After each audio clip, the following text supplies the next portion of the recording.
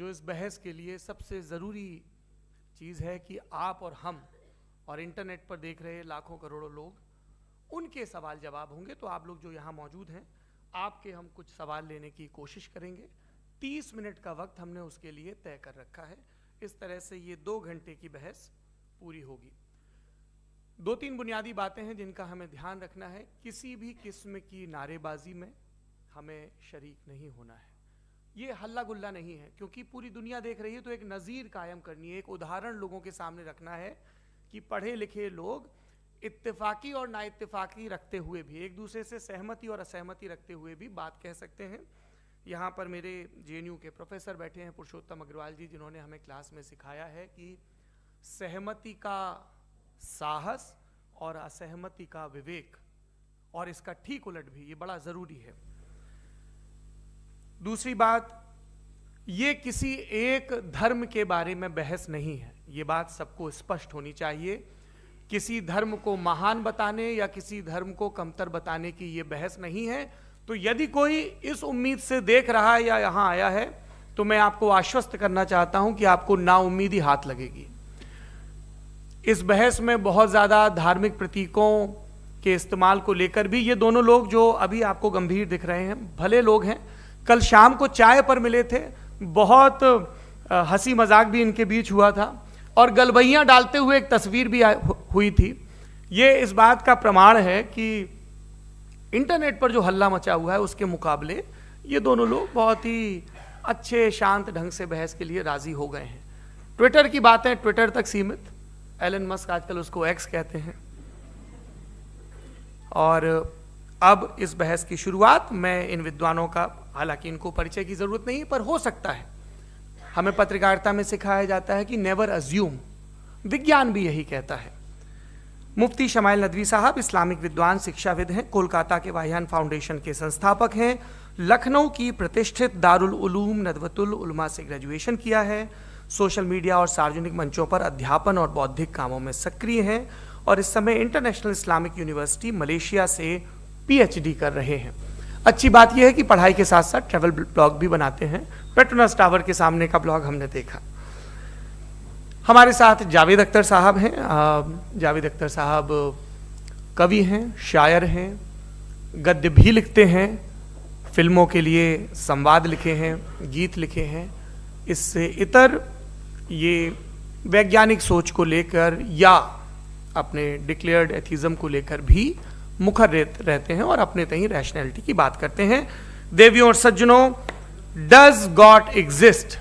इस सवाल का जवाब सब अपने अपने तहीं खोजने की कोशिश कर रहे हैं। कोई इसको गॉड डैम पार्टिकल की खोज बताता है, कोई गॉड पार्टिकल की खोज बताता है, कोई हिग्स बोसान की खोज बताता है, कोई ये सवाल जवाब तलाशने की कोशिश करता है कि मास एग्जिस्टेंस में आखिर आया कैसे, हुआ क्या था, सृष्टि के पहले, समय के पहले क्या था। और कोई ये कहता है कि ये सारी खोजें जिस मस्तिष्क में हो रही हैं प्रकृति के क्रम में, वो कैसे विकसित हुआ। मैं उम्मीद करता हूँ कि हम आज इन बुनियादी सवालों के कुछ जवाब हासिल करने में कामयाब हों। मैं सबसे पहले मंच पर आमंत्रित कर रहा हूँ मुफ्ती शमाइल नदवी साहब को। आइए सर। जी,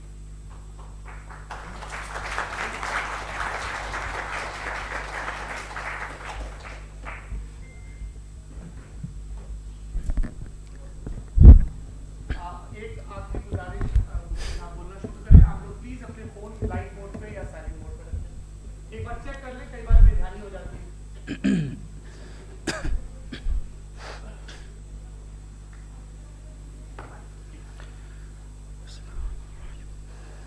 तमाम तारीफ़ें उस क्रिएटर के लिए जिसने इस यूनिवर्स को एक मकसद के तहत पैदा किया है। रिस्पेक्टेड जनाब जावेद अख्तर साहब, मिस्टर सौरभ द्विवेदी और respected audience, thank you all for being here today. आज की डिबेट में चूंकि हम बात करने वाले हैं डज गॉड एग्जिस्ट के टॉपिक पर, तो ये एक ऐसा टॉपिक है जिसके मुताल्लिक कोई भी डिसीजन लेने के लिए अलग अलग स्टैंडर्ड्स हो सकते हैं। लिहाजा डिबेट के शुरू में ये ज़रूरी है कि हम ये जान लें कि आज के इस टॉपिक में कौन सा स्टैंडर्ड सही होगा और कौन सा गलत होगा। सबसे पहला स्टैंडर्ड जिसे मैं समझता हूं कि हमारे रिस्पेक्टेड जनाब जावेद अख्तर साहब बड़ी तेज़ी के साथ उसकी तरफ लपकेंगे, वो है साइंस। जबकि साइंस दर हकीकत खुदा के एग्जिस्टेंस को डायरेक्टली साबित करने या उसके एग्जिस्टेंस को डिनाई करने के लिए स्टैंडर्ड नहीं बन सकती। और उसकी वजह क्या है, ये मैं नहीं कह रहा, ये वो लोग कह रहे हैं जो साइंस के एक्सपर्ट्स हैं। नेशनल एकेडमी ऑफ साइंस कहती है science doesn't have the processes to prove और disprove the existence of God. Why? क्योंकि साइंस का ताल्लुक एम्पेरिकल एविडेंस से है और एम्पेरिकल एविडेंसेस का ताल्लुक हमारे नेचुरल और फिजिकल वर्ल्ड से है, जबकि गॉड नॉन फिजिकल और सुपर नेचुरल रियलिटी है। लिहाजा नॉन फिजिकल रियलिटी को आप उस टूल के साथ नहीं चेक कर सकते जिसका काम फिजिकल रियलिटी को तलाश करना है। लिहाजा आज इस डिबेट में गॉड की एग्जिस्टेंस को साबित करने या उसे डिनाई करने में साइंटिफिक एविडेंस को एक्सेप्ट नहीं किया जाएगा। दूसरा स्टैंडर्ड हो सकता है रेविलेशन, कि रेविलेशन के जरिए हम यह साबित करें कि गॉड एग्जिस्ट करता है या नहीं। लेकिन यह स्टैंडर्ड भी आज इररेलेवेंट है। क्यों? क्योंकि रेविलेशन मेरे नजदीक सोर्स ऑफ नॉलेज है, वैलिड सोर्स ऑफ नॉलेज है, लेकिन हमारे जावेद अख्तर साहब के नजदीक ये वैलिड सोर्स ऑफ नॉलेज नहीं है। लिहाजा आज की डिबेट में मैं एक भी एविडेंस किसी भी मजहबी स्क्रिप्चर से नहीं दूंगा ताकि जावेद अख्तर साहब के लिए वो अनएक्सेप्टेबल ना हो। तीसरा जो मेयार हो सकता है वो है ऑब्जर्वेशन, कि भाई कोई कहे कि हमें खुदा दिखाओ, अगर है तो दिखाओ, या ये कि खुदा के एग्जिस्टेंस पर एम्पेरिकल एविडेंस दो। तो ये है दर हकीकत गलत टूल का इस्तेमाल करना। ये ऐसा ही है कि जावेद साहब मुझसे ये मुतालबा करें कि मुफ्ती साहब आप मेटल डिटेक्टर के जरिए प्लास्टिक डिटेक्ट करके दिखाएं। अब चूंकि प्लास्टिक डिटेक्ट नहीं हो पा रही है लिहाजा plastic does not exist. No, you are using the wrong tool.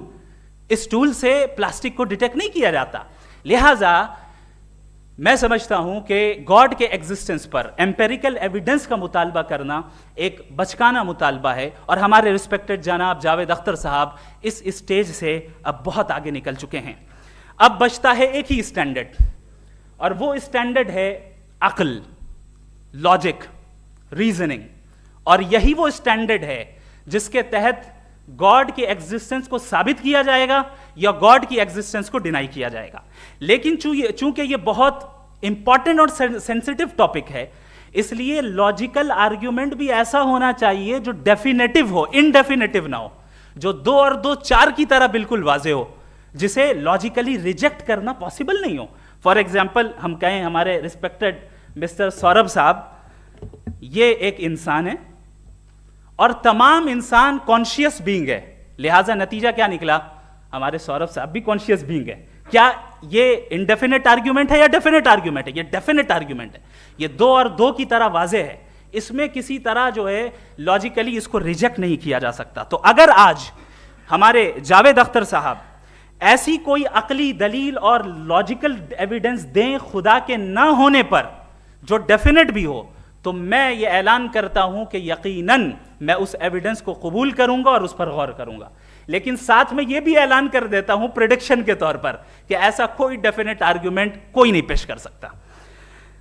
दलील हम देंगे और डेफिनेटिव दलील देंगे, लॉजिकल दलील देंगे, ऐसी दलील देंगे जो एंटायर एथिस्टिक वर्ल्ड उसे रेफ्यूट नहीं कर सकती।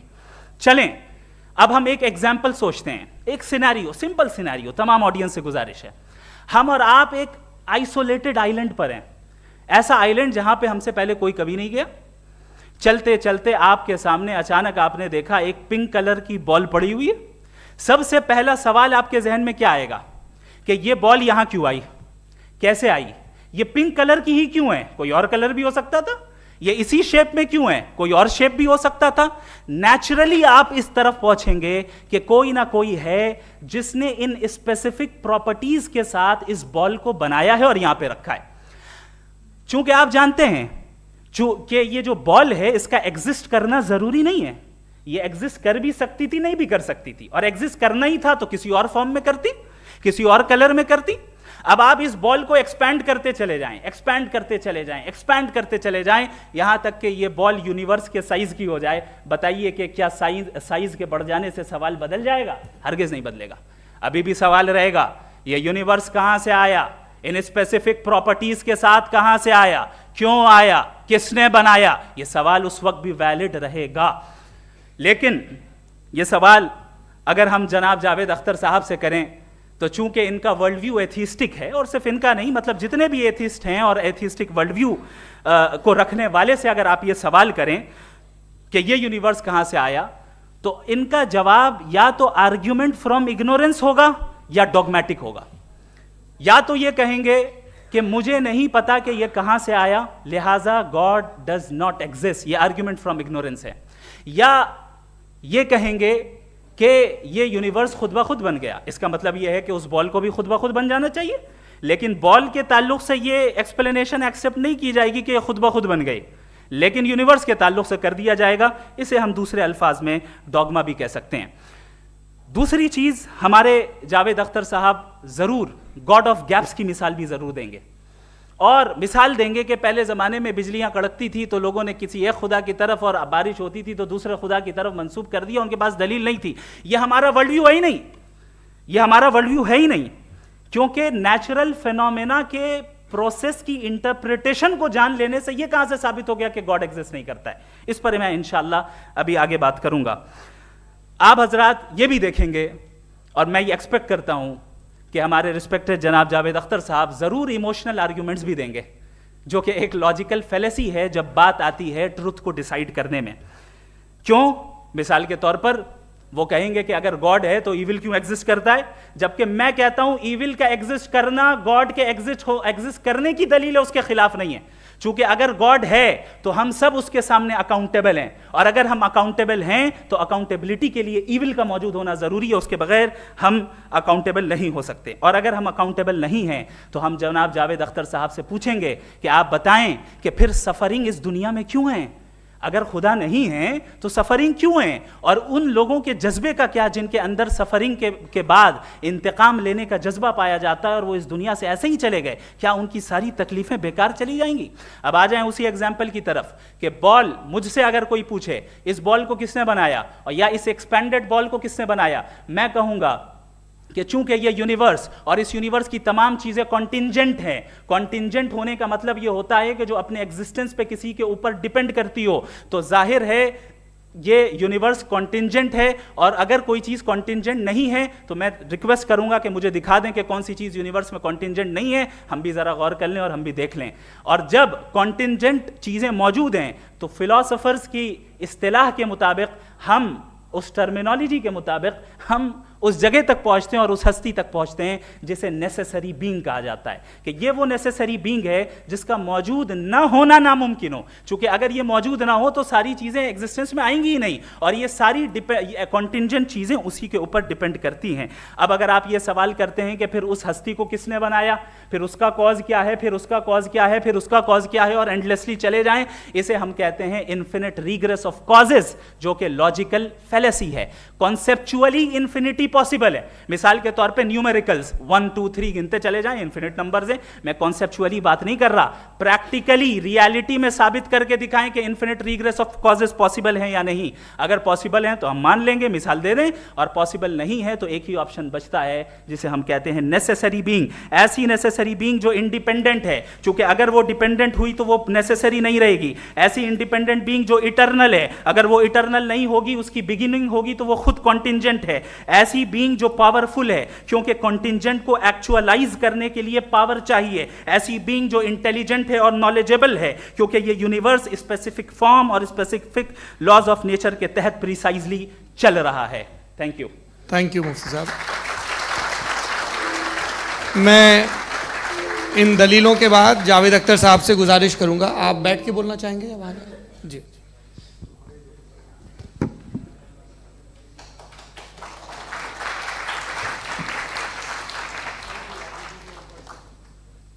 पहले तो मैं मुफ्ती साहब को एक अच्छी खबर देना चाहूँगा कि मेरी नॉलेज साइंस के बारे में बड़ी मामूली है, तो आप फिक्र ना करें उसकी, लेकिन कुछ कॉमन सेंस है मुझ में। देखिए, ये खुदा का तस्वुर कोई नया तस्वुर नहीं है, ये सदियों से रहा है। ये कुछ रिलीजन 3000 साल पुराने होंगे, 4000 साल पुराने होंगे, लेकिन इंसान कोई 10,000 12,000 साल से एग्जिस्ट करता है होमोसेपियन की शक्ल में, और हमेशा कुछ ना कुछ मज़हब रहे।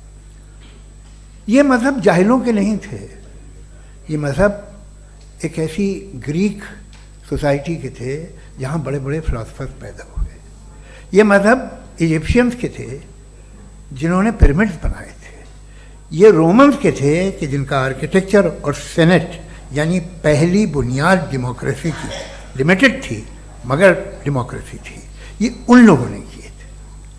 तो इनका जो जुपिटर था, रा था, ज़्यूस था, उन्हें उस पर इतना ही एतमाद था जितना आज किसी मजहबी आदमी को अपने खुदा पे होगा। क्रिश्चियनिटी आने से पहले यूरोप में एक मज़हब था जर्मेनिक रिलीजन। उसका एक खुदा था, उसकी एक बीवी थी, उसके 2 बेटे थे, एक बेटी थी। फिर जर्मनी में जब यूरोप में क्रिश्चियनिटी आई तो वो खुदा, उसकी बीवी और पूरे ख़ानदान चला गया। तो हमने अगर हम हिस्ट्री देखें तो खुदा जो हैं वो ज़्यादातर फ़ानी है, वो हमेशा रहे नहीं। और वो जो लोग इन्हें मानते थे उनको आप कहें वो तो जाहिल थे, उन्हें तो कुछ पता ही नहीं था, ऐसा नहीं है। वो अपने वक्त में बड़े काबिल लोग थे और अपने वक्त में उन्होंने बड़े बड़े काम किए हैं, फिलोसफर्स थे, साइंटिस्ट थे। लेकिन उनका मज़हब कहाँ गया, उनके खुदा कहाँ गए? आज जो खुदा हैं दुनिया में लोग उन्हें मानते हैं। आपको क्या मालूम कि कितने बरसों के बाद क्या होने वाला है? हम यूरोप में देखते हैं तो चर्च खाली हैं। तो वक्त के साथ चीज़ें बदलती हैं। जहाँ तक इसका ताल्लुक़ है मज़हबों का, हर मज़हब आपसे एक चीज़ मांगता है, फेथ। ये फेथ क्या चीज़ होती है? What is the difference between faith and belief? ये तो बहुत ही अहमकाना बात होगी कि कोई आदमी कहे साहब अगर खुदा है तो मुझे दिखाइए। ये तो जाहिलाना बात हुई। मैंने तो नॉर्थ पोल नहीं देखा है मगर मैं मानता हूँ कि नॉर्थ पोल है। मैं क्यों मानता हूँ?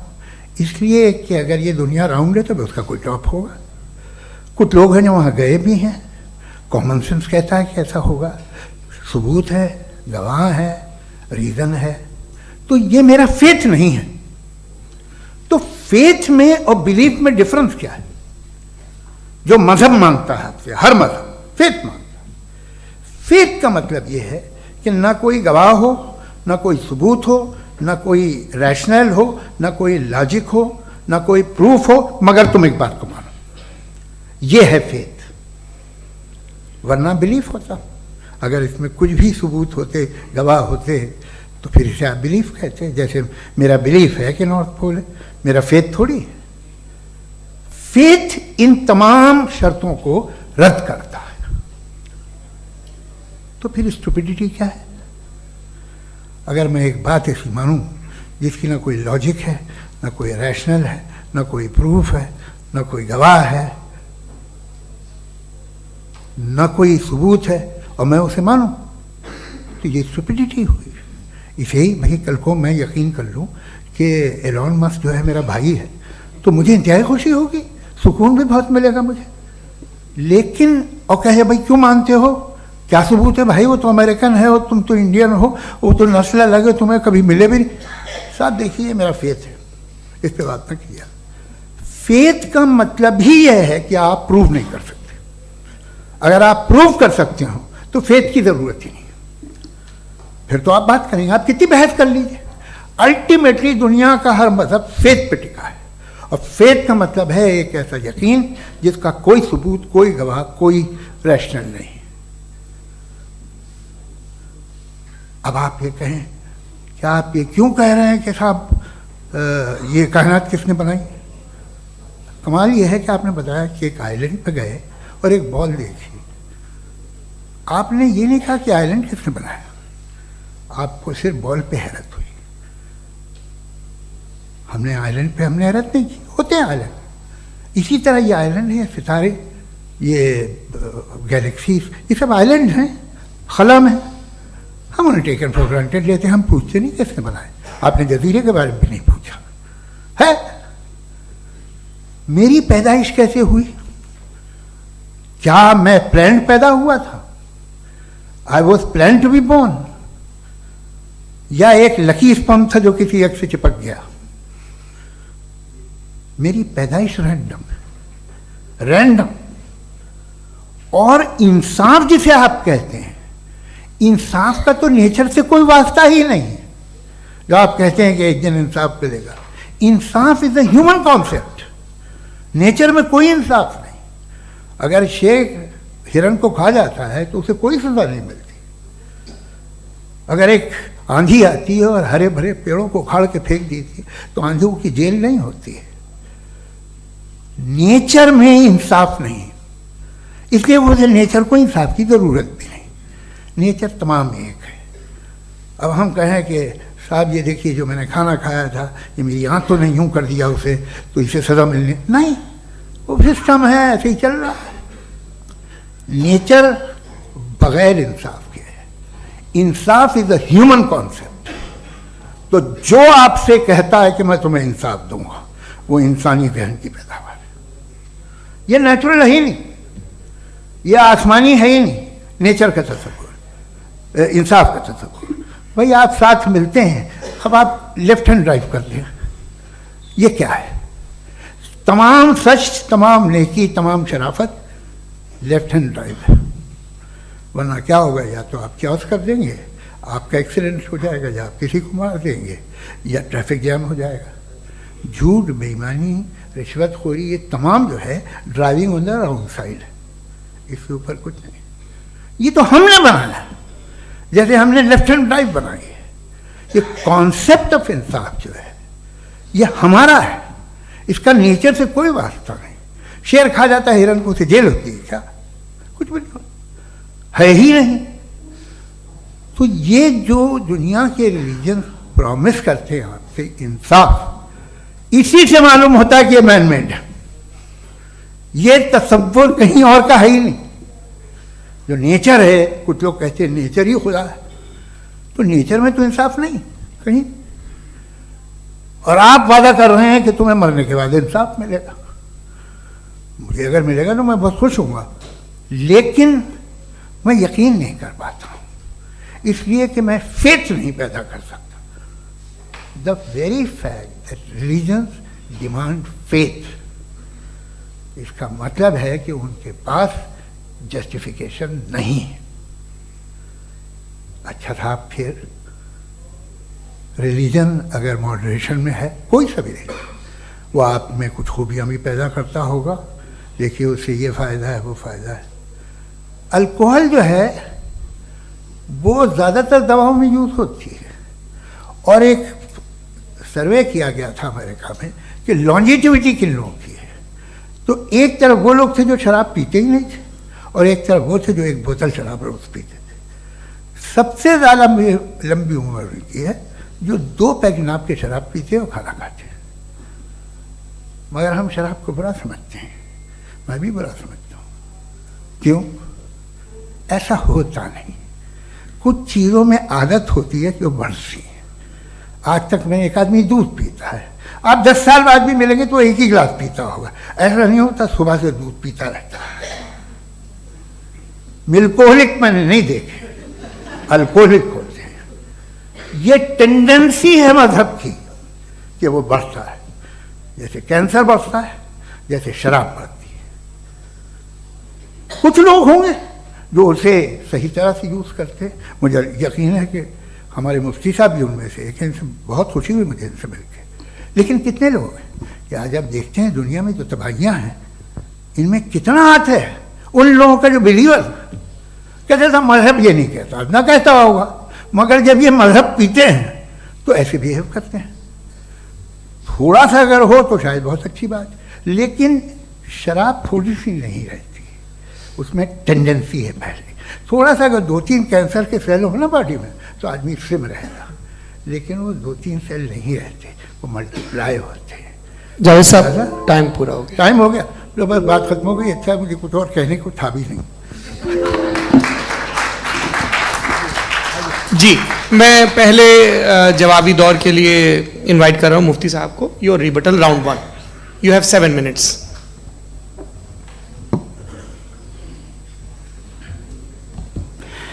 Thank you very much Javed साहब, आपकी बात को सुनकर बड़े महजूज हुए हम लोग। महजूज, do you understand? We enjoyed. Okay, अब थोड़ा सा लॉजिकली उसको हम लोग देखते हैं। दरअसल हम लोगों ने कल गुजारिश की थी मुफ्ती साहब से भी, जावेद साहब से भी, कि हिंदुस्तानी ज़बान आम फहम सबको समझ में आ जाए और जहाँ कहीं आप मुश्किल शब्द इस्तेमाल करें वहाँ बताते भी चलें। Thank you. तो सबसे पहले हमारे रिस्पेक्टेड जावेद साहब ने हवाला दिया कि खुदा फ़ानी है, कितने मजहब आगे चले गए, किसी ने जुपिटर को खुदा माना, किसी ने किसी को माना। मैं कहता हूं जिसने कॉन्टिंजेंट चीज को खुदा माना, गलत माना, वो खुदा ही नहीं, वो खुदा ही नहीं है। हम तो नेसेसरी बीइंग को साबित करने बैठे हैं, वो नेसेसरी कॉज जो इटरनल है, जो अबदी भी है और अजली भी है। हम किसी और को साबित करने नहीं बैठे। दूसरी चीज उन्होंने कहा कि फेथ एंड बिलीफ, ये एक ऐसी डेफिनेशन है फेथ की जो इन्होंने पहली मर्तबा पेश की है, या माफ कीजिएगा इन्होंने पहली मर्तबा पेश नहीं की है, रिचर्ड डॉकिंस ने पहली मर्तबा पेश की है। मुझे मालूम है ये सोर्स कहां से है। एपिस्टेमोलॉजिकली फेथ और बिलीफ का फर्क आप इस तरह नहीं कर सकते सर। फेथ सही भी होता है, गलत भी होता है, बिलीफ सही भी होता है, गलत भी होता है। जो लॉजिक, रीजन और एविडेंस से बैक्ड होगा वो फेथ सही होगा। और आप जिस फेथ की बात कर रहे हैं कि इलॉजिकल है और उसके पीछे नहीं है, तो we are on the same page. हम नहीं मानते उस फेथ को, जो फेथ ऐसा हो जिसके पीछे कोई लॉजिक ना हो, एविडेंस ना हो, हम नहीं मानते। हम तो उस फेथ के कायल हैं जिसके पीछे लॉजिक हो और एविडेंस हो। तो बिलीफ सही भी होता है, गलत भी होता है, फेथ भी सही होता है और गलत भी होता है। तो आज फेथ और बिलीफ के डिफरेंस पे बात नहीं हो रही है। आज आप चाहे फेथ एक्सेप्ट कर लें या बिलीफ एक्सेप्ट कर लें, आज ये बात होगी कि ट्रूथ क्या है, चाहे ट्रू बिलीफ सही है या ट्रू फेथ सही है, और फॉल्स फेथ क्या है और फॉल्स बिलीफ क्या है, बात इस पे हो रही। दूसरी चीज इन्होंने पूछा स्टुपिडिटी फिर क्या है। अगर फेथ रिलीजन स्टुपिडिटी नहीं है तो और क्या है? चूंकि फेथ का मुतालबा करते हैं तो स्टुपिडिटी क्या है? मैं कहता हूं स्टुपिडिटी एथिज्म है। उसकी वजह यह है कि आप एक सड़क पे जा रहे हो और आप किसी गार्डन में जाएं और देखें वहां लिखा है फूलों के साथ I love Javed Akhtar, and I really do, I love you sir. So जब आप वहां पर पहुंचे तो वहां पहुंचकर अब ये बताएं, क्या आप ये कहेंगे वाह व्हाट अ नेचुरल सिलेक्शन? ये क्या नेचुरल सिलेक्शन है? नहीं, ये प्रिसाइजली डिजाइंड है, इसके पीछे डिजाइनर है। लिहाजा अगर कोई एक ऐसी कॉमन सेंस की बात को कबूल नहीं कर रहा है कि यूनिवर्स जो इतने प्रिसाइजली काम कर रहा है, हम कह दें कि खुद ब खुद बन गई, मैं समझता हूं इससे बड़ी स्टुपिडिटी और कुछ नहीं है। ये इरैशनल चीज है। फिर हमारे सर ने कहा कि आपने बॉल पे फोकस किया, आइलैंड पे फोकस नहीं किया। अरे आइलैंड को किसने बनाया यही समझाने के लिए तो बॉल की मिसाल दे रहा हूं। और बॉल भी कॉन्टिंजेंट है, आइलैंड भी कॉन्टिंजेंट है, दोनों नेसेसरी बीइंग का मुतालबा करते हैं। आगे इन्होंने कहा कि नेचर में कोई इंसाफ नहीं है। हम डिसाइड करते हैं कि मोरालिटी क्या होती है, इंसाफ क्या होता है। हम डिसाइड करते हैं, जैसे ड्राइविंग सीट में ट्रैफिक वाला, ये तो किसी खुदा ने नहीं कहा, ये है, इसे कहते हैं फॉल्स इक्विवेलेंस। ये एक लॉजिकल फेलेसी है। आपने जो है मिसाल दी ड्राइविंग की और ट्रैफिक की, ये सब्जेक्टिव मोरालिटी है।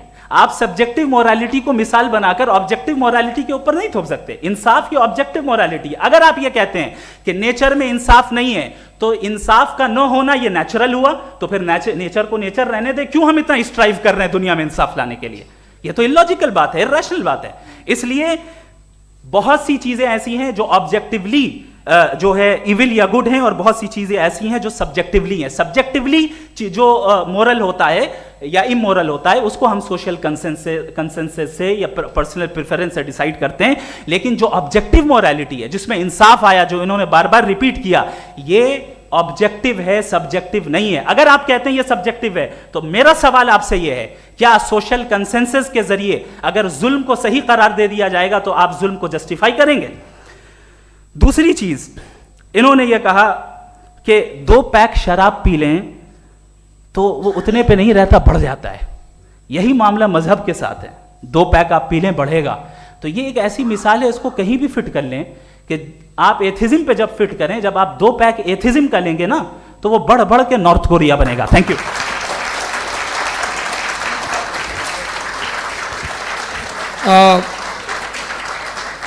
फर्स्ट राउंड की रिबटल के लिए मैं जावेद साहब को इनवाइट कर रहा हूं। आपके पास 7 मिनट का वक्त है, रीसेट कर दीजिएगा प्लीज।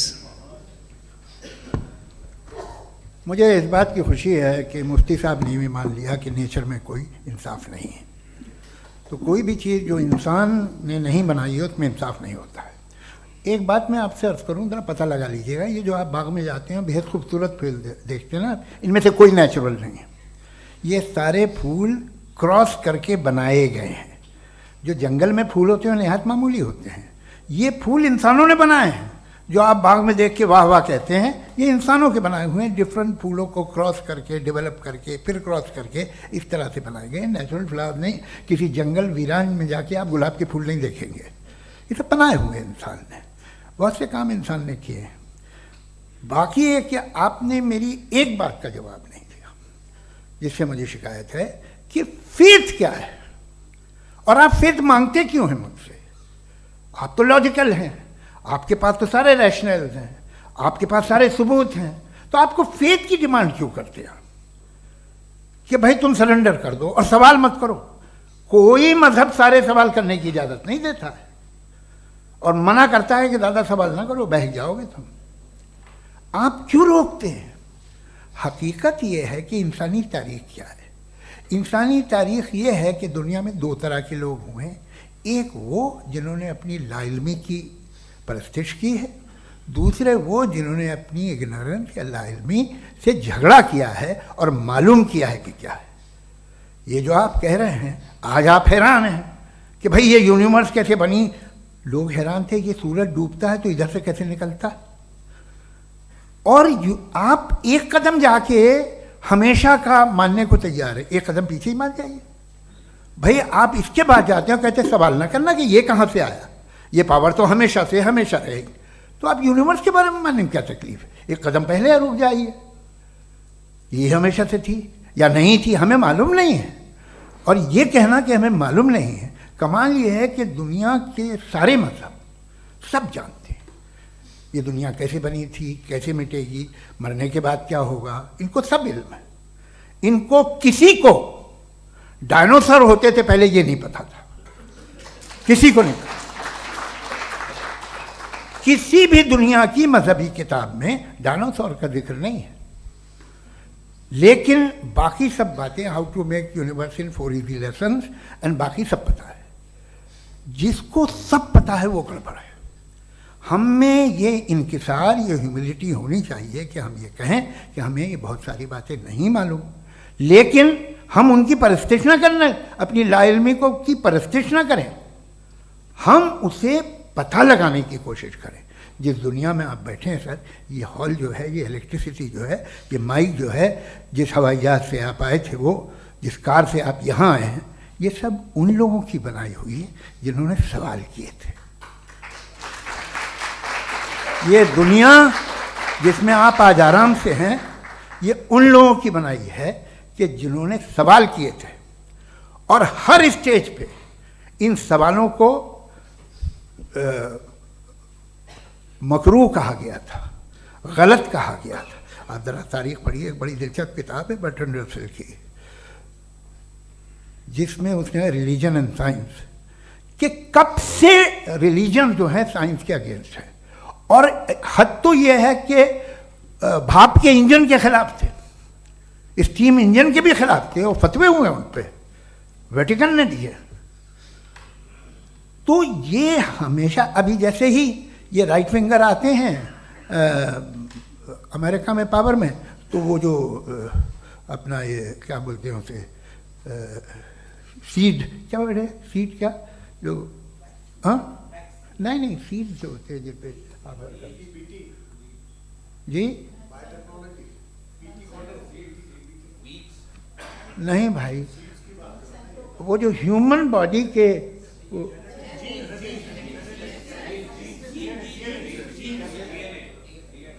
उस पर रिसर्च बंद हो जाती है, रिपब्लिकन नहीं करने देते।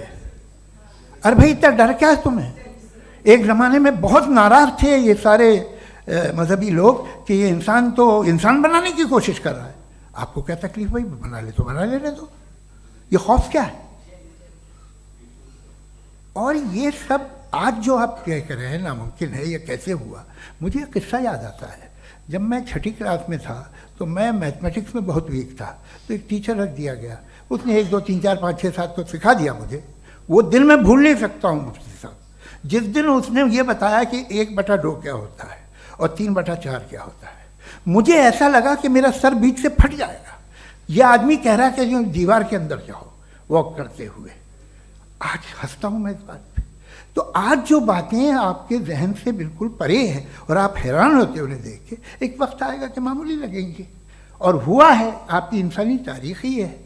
इतनी जल्दी सारे फैसले आप मत कर लीजिए, थोड़ा ये ह्यूमिलिटी रखिए कि भाई ये हमें नहीं मालूम। ये कहने में क्या आ रहा है, ये यूनिवर्स कहाँ तक फैली, ये कब से है और कब तक रहेगी, हमें नहीं मालूम। आपने फैसला कर लिया कब बनी, ये आपके हिसाब से कोई 14 बिलियन ईयर बनी जो समझा जाता है। उससे पहले हजारों करोड़ों अरबों साल तक खुदा बैठा क्या कर रहा था? खामोश बैठा था, ऐसे ही जमाइयाँ ले रहा था। फिर उसे आइडिया है, यार एक काम करते, वक्त अच्छा गुजर जाएगा, यूनिवर्स पर आपसे सोचिए। वो तो हमेशा से है ना, मगर यूनिवर्स हमेशा से नहीं है, ये तो बनाई गई है। और उससे पहले क्या था, इनका क्या काम था? कैसी बात है, ये बड़ा आसान है। जो बात हमें आज धीरे धीरे पता चली है, बरसों 2000 और 2500 साल पहले आपको किसी ने बता दिया कि क्या था, आप मान गए, और तब से वही मान रहे हैं जो 2500 साल पहले कहा गया था। सब कुछ बदल गया है, सॉल्व हो रही हैं चीज़ें। अभी साइंस बिल्कुल दावा नहीं करती, या कोई फिलोसफर ये दावा नहीं करता कि हमें सब मालूम, बल्कि वो कहता है कि हमें जितना मालूम होता है उससे ये मालूम होता है कि हमें कितना कम मालूम। तो हम अपनी जहालत से लड़े, उसकी परस्तिश न करें। जी, टाइम है। Thank you so much. मैं तर्कों की श्रृंखला में राउंड 2 के लिए मुफ्ती साहब को आमंत्रित कर रहा हूँ। आपके पास एक बार फिर से 7 मिनट का वक्त है। शुक्रिया। जनाब जावेद अख्तर साहब कई मर्तबा दोहरा रहे हैं कि फेथ का मतलब बताइए, फेथ का मतलब बताइए। मैंने बता दिया, फेथ सही भी होता है, गलत भी होता है। और आज हम फेथ पे बात नहीं कर रहे, हम ट्रुथ और डज गॉड एग्जिस्ट पे बात कर रहे हैं। क्या डज गॉड एग्जिस्ट, ये ट्रुथ यानी गॉड है या नहीं है, इसमें से दोनों ट्रुथ क्या है। अब आप उसे फेथ कह लें, बिलीफ कह लें, नॉट माई बिजनेस। उसके बाद आपने कहा कि भाई सवाल करने से मजहब रोकता है। मैं कहता हूं जो रोकता है वो रोकता होगा, मैं नहीं रोकता, बल्कि सवाल करें, सवाल करना चाहिए। सवाल कर करके तो हम आगे बढ़ते हैं, तरक्की करते हैं, और इसीलिए मैं आज यहां पे आया हूं। लेकिन सवाल सिर्फ खुदा से नहीं होगा, आपसे भी होगा। सवाल एथिज्म से भी होगा, सवाल सिर्फ मजहब से नहीं होगा, सबसे होगा। और आज मैं सवाल करूंगा और उम्मीद है कि आप जवाब देंगे। अभी तक आपने वैसे कॉन्टिंजेंसी आर्गुमेंट का कोई जवाब नहीं दिया। चलें, आपने कहा यूनिवर्स के बारे में इटर्नल क्यों नहीं बोल देते। ये चूंकि लॉजिकली पॉसिबल ही नहीं है कि यूनिवर्स इटर्नल हो। यूनिवर्स एक कॉन्टिंजेंट चीज है जो टाइम एंड स्पेस के पाबंद है, टाइम एंड स्पेस से बाउंड है। जो टाइम एंड स्पेस से बाउंड होगा वो कॉन्टिंजेंट होगा, जो कॉन्टिंजेंट होगा वो उसकी बिगिनिंग हुई होगी, जिसकी बिगिनिंग हुई होगी वो इटर्नल नहीं हो सकता। ये तो कॉमन सी बात है। आपने कहा कि किसी मजहबी किताब में डायनासोर का जिक्र नहीं है। अफसोस कि आज तक किसी मैथमेटिक्स की किताब में मुझे डायनासोर का जिक्र नहीं मिला। तो इसका मतलब मैथमेटिक्स की किताब बेकार है? नहीं, उसका वो टॉपिक नहीं है। रेवलेशन का और मजहबी किताबों का टॉपिक ये नहीं है कि आपको आके बताए साइकिल कैसे बनाते हैं, या आकर ये बताएं कि जो है डायनासोर कब था। वो तो मोरालिटी सिखाने आया है, गॉड के बारे में बताने आया, नॉन फिजिकल रियलिटी की हकीकत को सिखाने के लिए आया। रिलीजियन साइंस को रोकता है? नहीं रोकता। अगर रोकता है तो गलत करता है। रिलीजियन साइंटिज्म को रोकता है, जिसमें हमारे जावेद साहब मुब्तला हैं। साइंस और साइंटिज्म में फर्क है। साइंटिज्म यह है कि आप समझें कि साइंस और साइंटिफिक मेथोडोलॉजी ये नॉलेज को हासिल करने का वाहिद सोर्स ऑफ नॉलेज है। यह है साइंटिज्म। हम इसे रिजेक्ट करते हैं। हम साइंस को तो तरक्की करते हैं, भाई आप हमारी पूरी तारीख कर लें, पढ़ लें तो आपको पता चल जाएगा। बहरहाल ये अलग टॉपिक है। उसके बाद इन्होंने एक लफ्ज कहा, वेटिकन ने फतवा दिया। वेटिकन का फतवे से कोई ताल्लुक नहीं है, दोनों कॉन्ट्राडिक्टरी अल्फाज हैं। उसके बाद उन्होंने कहा कि भाई हमें नहीं मालूम। अगर नहीं मालूम तो क्लियरली कह देना कि नहीं मालूम है, इसमें क्या हर्ज है। तो वही तो मैं कह रहा हूं ना कि आप कह दें कि नहीं मालूम, लेकिन क्लेम क्यों कर रहे हैं कि गॉड एग्जिस्ट नहीं कर रहा है। आप कह दे नहीं मालूम है, हो सकता है हो सकता ना हो, लेकिन आप क्लेम कर रहे हैं. The moment you say God does not exist, this is a claim, and now the burden of proof is upon you too, जैसे हमारे ऊपर है. और क्यों है मैं बताता हूं, क्यों है ये भी मैं बताता हूं. फिलोसॉफिकली जो क्लेम होता है ना, सिर्फ ये नहीं होता कि इंसान कहे पॉजिटिव क्लेम करे और नेगेटिव क्लेम करे तो बर्डन ऑफ प्रूफ नहीं है. आप मिसाल के तौर पे मैं कहूं कि फुला उस कमरे में कोई नहीं है, मैंने एक नॉलेज का क्लेम किया है. उस कमरे में कोई नहीं है, मैंने एक नॉलेज का क्लेम किया. या तो मैं कहूं मुझे नहीं पता, हो भी सकता है नहीं भी हो सकता है, this is not a claim. लेकिन जब मैं कह रहा हूं कि वहां कोई नहीं है, या मैं कह रहा हूं वहां कोई है, दोनों क्लेम है और दोनों के ऊपर बर्डन ऑफ प्रूफ है. हमारे ऊपर भी बर्डन ऑफ प्रूफ है, मैंने कंटिजेंसी आर्ग्यूमेंट दिया, इसे तोड़कर दिखाइए. आखिरी चीज, इन्होंने कहा कि खुदा दुनिया बनाने से पहले 150 साल पहले या करोड़ों साल पहले क्या कर रहा था. अरे हजरत, चलें बहरहाल मैं जवाब दे देता हूं. आप हमारे रिस्पेक्टेड पर्सनालिटी हैं, अगर आप नहीं होते तो मैं इसे एंटरटेन ही नहीं करता. टाइम, ये 100 साल पहले या 100 साल बाद, पहले बाद में अभी, ये वो अल्फाज हैं जिनका ताल्लुक टाइम से है. टाइम शुरू ही हुआ है यूनिवर्स की बिगिनिंग के बाद, तो उसके पहले खुदा क्या कर रहा था? सवाल इलॉजिकल है, ये फेलेसी है. यानी आप ये कह रहे हैं कि यूनिवर्स के बनने से पहले खुदा क्या कर रहा था? टाइम के बनने से पहले, पहले का ताल्लुक टाइम से, टाइम उस वक्त था ही नहीं, तो ये सवाल ही इनवैलिड है खुदा के ताल्लुक से. दूसरी चीज, आर्ग्यूमेंट ऑफ कंटिजेंसी जो मैंने आपके सामने पेश की है, आपने बार बार ये प्रूफ किया और ये कह रहे हैं कि गॉड ऑफ गैप्स.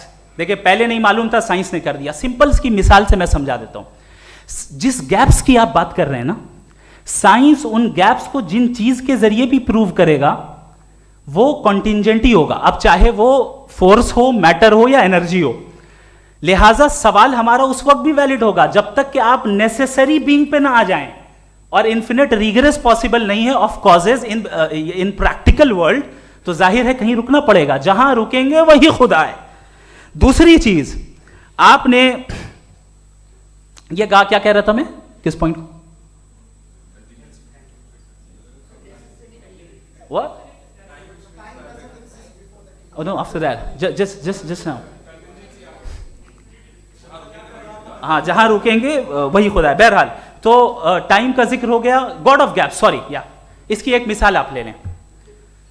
एक कार है, एक साहब ने देखा कि भाई कार जो है उसके व्हील्स कितने अच्छे लगे हुए हैं सही जगह पे, स्टीयरिंग जो है कितने अच्छे जगह पे लगी हुई है, और सीट्स कितने वेल डिजाइंड है, कितनी प्रिसाइजली ये कार काम कर रही है. तो जरूर कोई ना कोई इसे क्रिएट किया है, किसी ने क्रिएट किया है. अब जावेद साहब आए और कहे, अरे जनाब बोनेट खोलिए, इसमें इंजन है, इंजन इस कार को चला रहा है, hence prove no one has created the car. This is illogical, this is irrational. आपने इंजन के जरिए उस गैप को तो साबित किया, लेकिन क्या उससे कार की जो क्रिएशन है और उसका जो क्रिएटर है ये इम्पॉसिबल हो जाए? ऐसा पॉसिबल है? उसका सवाल खत्म हो जाए, ऐसा पॉसिबल है? नहीं. आपने गैप्स को फिल करके, कॉन्टिंजेंट चीजों से गैप्स को फिल करके हमारे ऑब्जर्वेशन को और ब्रॉड कर दिया. अब हमें और पता चल गया कि ये जो कार है इसका सिस्टम कितना ज्यादा कॉम्प्लेक्स है. पहले कम समझते थे, अब कॉम्प्लेक्सिटी और ज्यादा वाजे हो गई. अब हमें समझ में आ रहा है कि हमारी सर्टेनिटी और बढ़ गई कि जरूर इस कार को किसी ना किसी ने बनाया. यही मामला यूनिवर्स का है. साइंस हमेशा फिजिकल वर्ल्ड की चीजों को ही फिल करती जाएगी और फिजिकल चीजों से ही करती जाएगी, चूंकि एम्पेरिकल एविडेंस का ताल्लुक फिजिकल वर्ल्ड से है. आप साइंस के जरिए मेटाफिजिकल रियलिटी को कभी साबित नहीं कर सकते. ये रॉन्ग टूल का इस्तेमाल करना है. ये वही काम है कि आप मेटल डिटेक्टर से प्लास्टिक डिटेक्टर करने चलें, जो कि जाहिर है सही नहीं है. Thank you.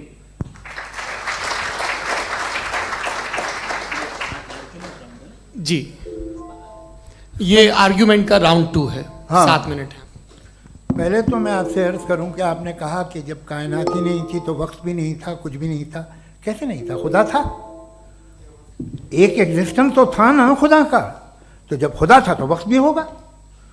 ऐसा नहीं कि कुछ भी नहीं था, खुदा था. अच्छा, बाकी ये कि आपने कहा साहब आप साबित कीजिए, आपके पास भी लॉजिक है, मेरे पास भी लॉजिक है. आप मेरा जिम्मेदारी नहीं है साबित करना कि खुदा है. बर्ट्रैंड रसल ने बड़ी अच्छी बात कही.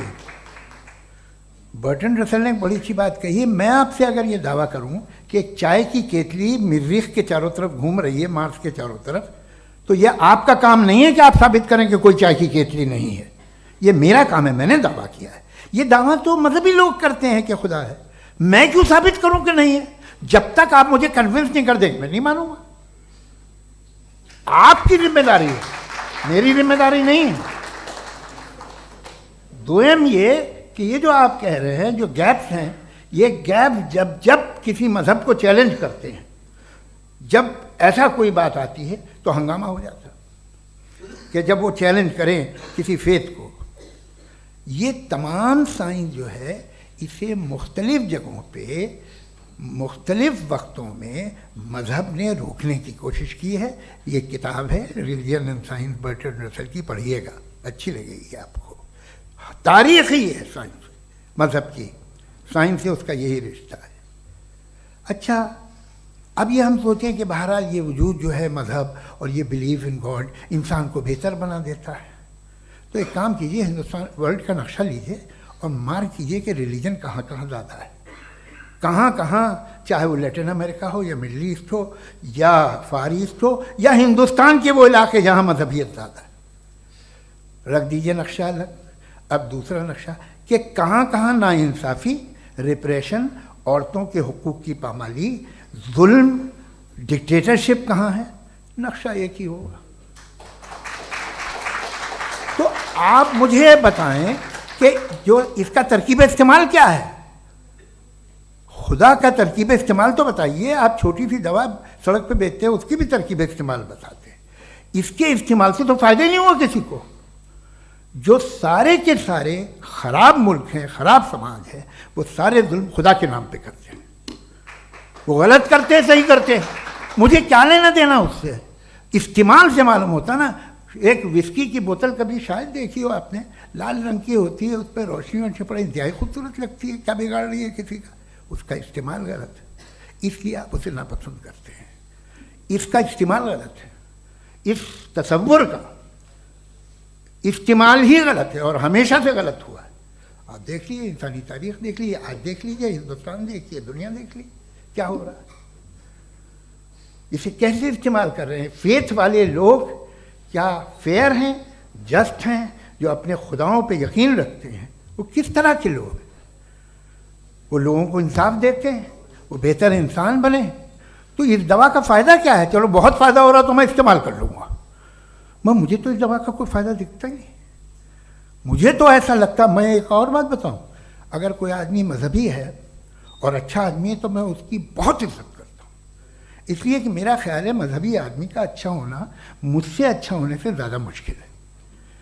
भाई हर चीज़ की एक लिमिट है। आप इतना भाग सकते हैं, इतना नहीं भाग सकते, इतना वजन उठा सकते, इतना नहीं उठा सकते, इतना दूर देख सकते हैं, इतना दूर नहीं देख सकते। उसी तरह कॉमन सेंस कहता है कि आप में नेकी का भी एक कोटा होगा। अब आप अगर सुबह जाते हैं अपनी इबादत गाह और इबादत करते हैं, तो बाहर निकलते हैं तो आप तो यही महसूस करते हैं कि आपने एक बहुत अच्छा काम किया, आपकी नेकी का एक बहुत बड़ा कोटा खर्च हो गया जिससे किसी का कोई फ़ायदा नहीं। मैं तो नहीं जाता हूँ तो मुझे तो किसी को खाना खिलाना पड़ेगा, किसी बेवा की मदद करनी पड़ेगी, मैं अपना कोटा कैसे कंज्यूम करूं? आप अपना कोटा, सारे मजहबी लोग इंतहाई यूजलेस कामों में यूज़ करते हैं। उसके बाद भी अगर आप में बच्ची है थोड़ी सी शराफत, तो भाई वाह क्या बात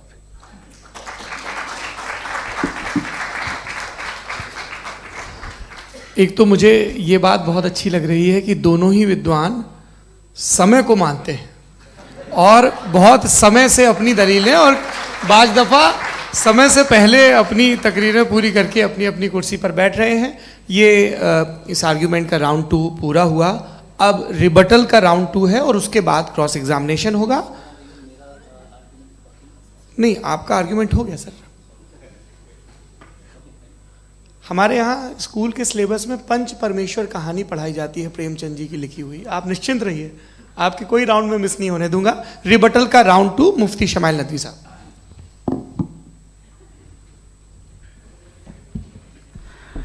असल में जो हकीकी प्रॉब्लम है, असल प्रॉब्लम है, वो ये है कि जावेद साहब के पास कॉन्सेप्ट ऑफ गॉड क्लियर नहीं है।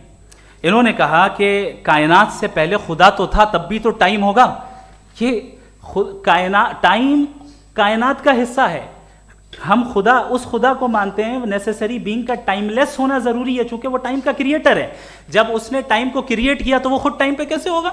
उसने जब स्पेस को क्रिएट किया तो खुद स्पेस में कैसे होगा? अगर वो टाइम एंड स्पेस को पहले से ही उसका पाबंद है तो फिर किस चीज को उसने क्रिएट किया? लिहाजा ये सवाल गलत है कि खुदा था तो टाइम होगा, बिल्कुल नहीं। टाइम के पाबंद हम है, खुदा नहीं है। हम फिजिकल वर्ल्ड से ताल्लुक रखते हैं, वो मेटाफिजिकल रियलिटी है। दूसरी चीज इन्होंने मिसाल दी कि चाय की केतली हवा में घूम रही होगी, और पता नहीं शायद वो बर्टन रसल का उन्होंने हवाला दिया। बहरहाल यही प्रॉब्लम है। प्रॉब्लम यही है कि हम चीजों के दरमियान डिफरेंशिएट नहीं कर पाते। ये जो आपने मिसाल दी ये इमेजिनेशन है, और मैं जो साबित कर रहा हूं वो लॉजिकल नेसेसिटी है। आप इमेजिन करने आए तो कुछ भी करें, जुपिटर में पिंक एलिफेंट होगा, यूनिकॉर्न होगा, करें, उससे कायनात पे क्या फर्क पड़ता है? उससे आप लॉजिकल नेसेसिटी साबित नहीं कर सकते। मैं तो उस प्राइम कॉज की बात कर रहा हूं, उस नेसेसरी बीइंग की बात कर रहा हूं जिसके बगैर इस कायनात का एग्जिस्टेंस मुमकिन नहीं है। दूसरी चीज, मजहब को साइंस चैलेंज करती है वगैरह वगैरह, ये हमारा टॉपिक ही नहीं है। मैं इस पर बात करूंगा तो फिर मेरा वक्त चला जाएगा। मजहब के ऊपर चूंकि हमारी डिस्कशन नहीं है, साइंस को मजहब और बिलखुसूस मैं और हमारा वर्ल्ड व्यू कम अज कम साइंस को पीछे नहीं करता है, साइंटिज्म की मजम्मत करता है। इसकी वजाहत मैंने पहले कर दी। दूसरी चीज इन्होंने कहा वर्ल्ड का नक्शा लीजिए, वर्ल्ड मैप लीजिए, दो अलग अलग जगह की। हजरत मैंने ये होमवर्क किया था, और मैंने मिडिल ईस्ट का एक नक्शा लिया और यूरोप का एक नक्शा लिया। ये मजहबी इलाका और ये लिबरल और एथीस्ट इलाका। मुझे पता चला कि सबसे ज्यादा रेप केसेस जो हैं वहां पर है।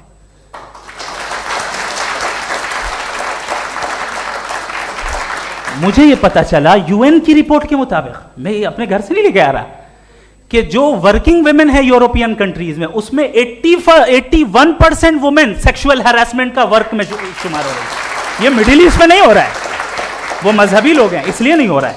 दूसरी चीज आपने ये कहा कि मजहबी आदमी का अच्छा होना हमारे अच्छे होने से बहुत मुश्किल है, बहुत मुश्किल है। तो इसका मतलब यह है कि गॉड के अलावा आपके पास अच्छे और बुरे का कोई स्टैंडर्ड है। मैं चाहूंगा कि कन्वर्सेशनल स्टाइल वाली डिस्कशन और सेगमेंट पे इसी पे बात कर लेते हैं। Thank you very much.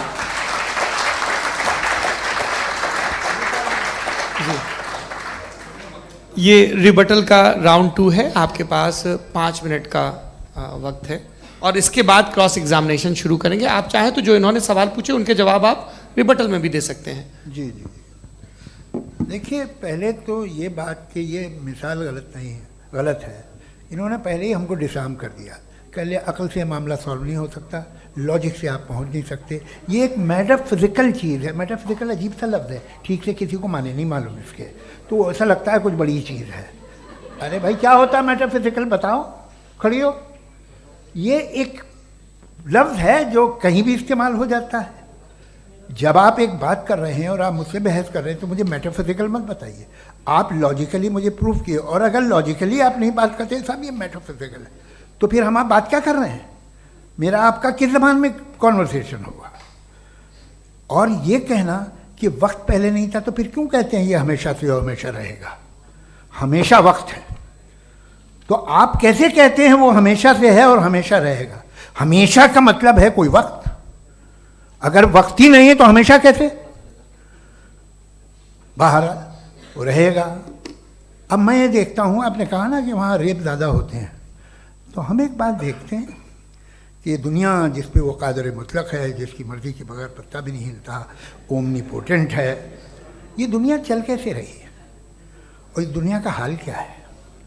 45,000 बच्चे जो 10 साल की उम्र से कम थे वो गाजा में मरे।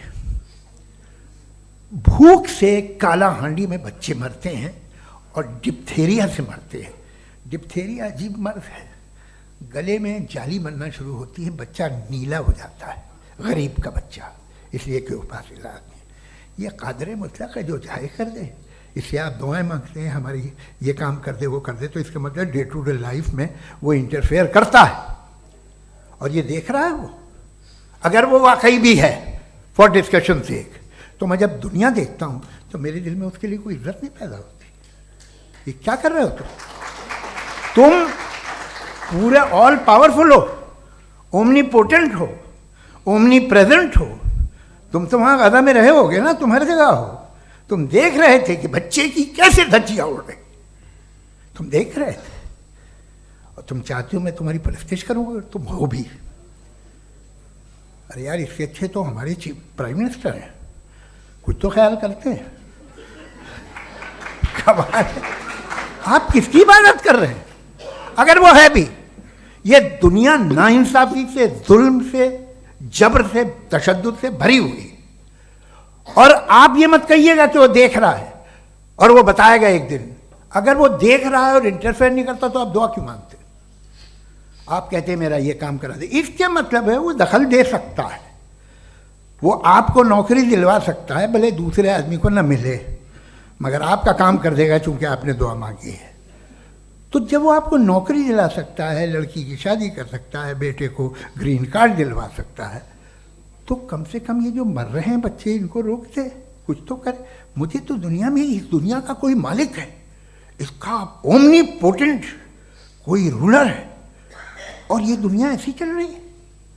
मैं तो चाहूँगा कि भाई ना हो, अगर हो तो बड़ी शर्मिंदगी की बात है। शुक्रिया।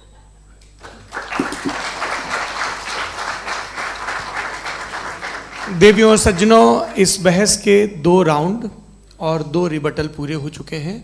अब सबसे ज़रूरी और सबसे मुश्किल राउंड शुरू हो रहा है, क्रॉस एग्जामिनेशन का।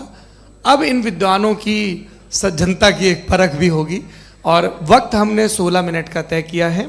पहला सवाल आप पूछना चाहेंगे? जी बिल्कुल। पहले बोले भी आप। आप माइक ले लीजिएगा हाथ में, ये नीचे से होना चाहिए। जी मैं बोलता हूँ, ये डायस हटा सकते हैं क्या हम थोड़ा क्विकली? डायस पीछे कर दीजिए बस थोड़ा सा, है, ताकि ये जो दाएं बाएं लोग बैठे हैं, इसे हटा ही दीजिए। अब हम वहाँ तो जाने वाले नहीं। आराम से आराम से दोनों तरफ से हटा दीजिए।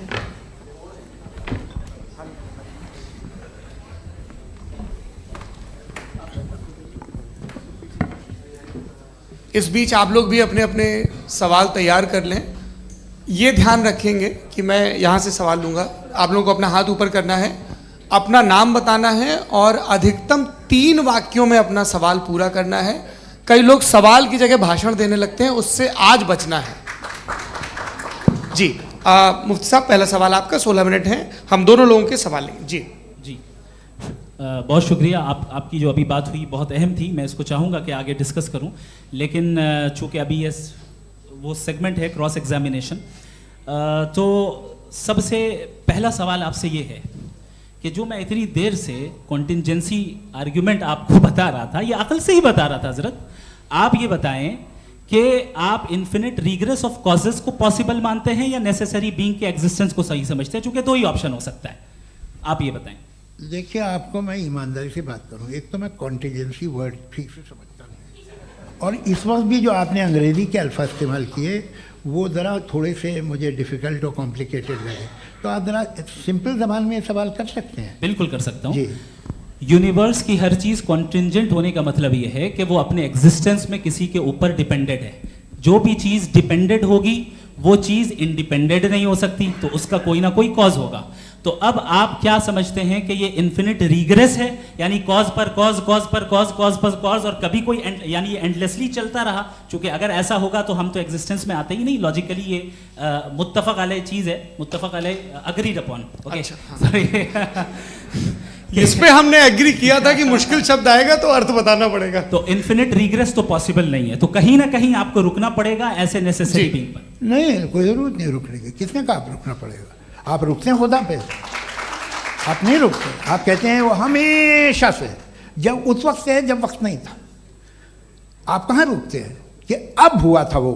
आप नहीं कहते। हम क्यों नहीं मान सकते कि यूनिवर्स जो है और बल्कि मल्टीवर्सेस जो है वो हमेशा से हैं, वो बनती है, बिगड़ती है। एक हमारे यहाँ एक चीज़ है ब्लैक होल, वो समेट लेता है वापस, फिर ब्लास्ट होता है, फिर फैल जाता है।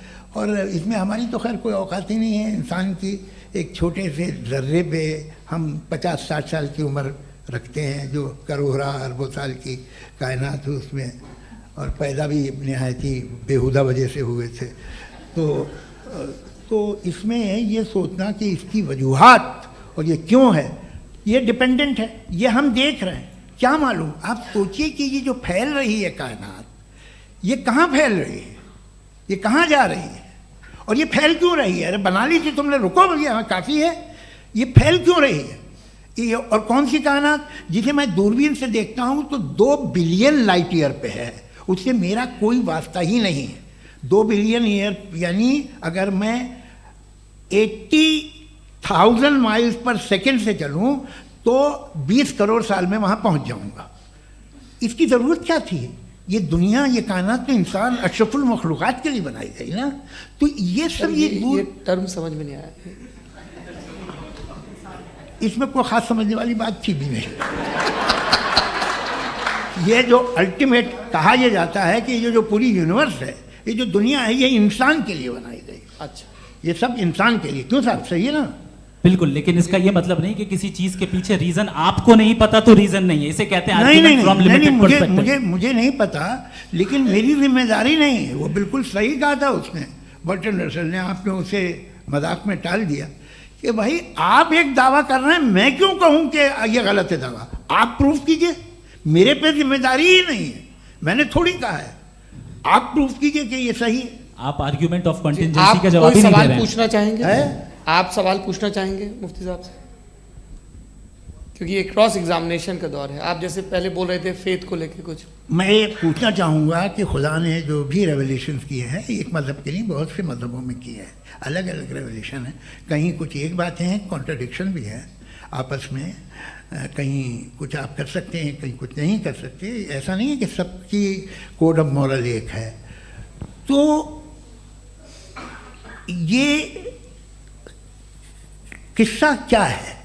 अब आप ये देखिए कि मुझे कभी कभी लगता है कि ये जो फुटबॉल फाइनल होता है, लाखों लोग होते हैं, फिर वो टीवी कवर करती करोड़ों लोग, अगर उसमें खुदा की एक बूमिंग आवाज़ आ जाती, मैं गॉड हूँ, तो सारे लोग अभी सुन लेते और टीवी पे भी सुन लेते, किस्सा खत्म होता।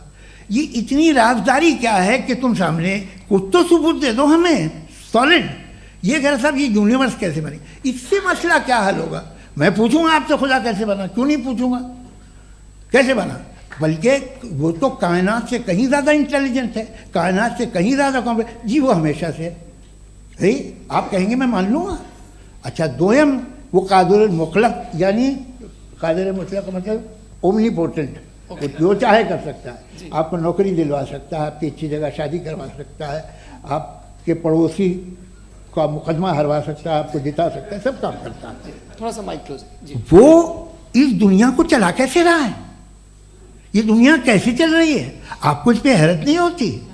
या क़यामत के बाद कभी एक जस्टिस होगा, जब ये बच्चा मर चुका होगा जिसकी धज्जियाँ उड़ गई बम से, इसको इंसाफ मिलेगा तब? अच्छा, अब जवाब दूं? हाँ दीजिए। मैं वही सीधे आप ही तरफ। सबसे पहले आपने रेवलेशन और स्क्रिप्चर्स की बात की, इस पे मैं बात कर सकता हूं लेकिन आज नहीं करूंगा चूंकि वक्त कम है, कभी और इस पे डिस्कस करेंगे। मैं तैयार हूं उस पे भी बात करने के लिए। ये अभी से राउंड 2 की भूमिका तय हो रही है। Does God exist round 2? चूंकि आज गॉड के एग्जिस्टेंस पे बात है तो मैं उसी के रिलेटेड जो है आपके सवालात को एंटरटेन भी करूंगा और मैं भी पूछूंगा। आपने कहा कि आपने साबित ही नहीं किया, जबकि आर्ग्यूमेंट ऑफ कॉन्टिंजेंसी बुनियादी आर्ग्यूमेंट है। आप मुझे कॉन्टिंजेंसी का मतलब बताइए, आपका मतलब क्या? कॉन्टिंजेंसी कॉन्टिंजेंसी का मतलब यह हुआ कि हर वो वजूद जो किसी भी चीज का पाबंद है, हर वो वजूद या हर वो चीज जो अपने एग्जिस्टेंस में किसी भी चीज के पाबंद है और उससे बाउंड है, उसको उसकी ज़रूरत है, उस पर डिपेंड करती है, तो जाहिर सी बात है कि उसका कोई ना कोई कॉज होता है। ये तो अक्ल की बात है।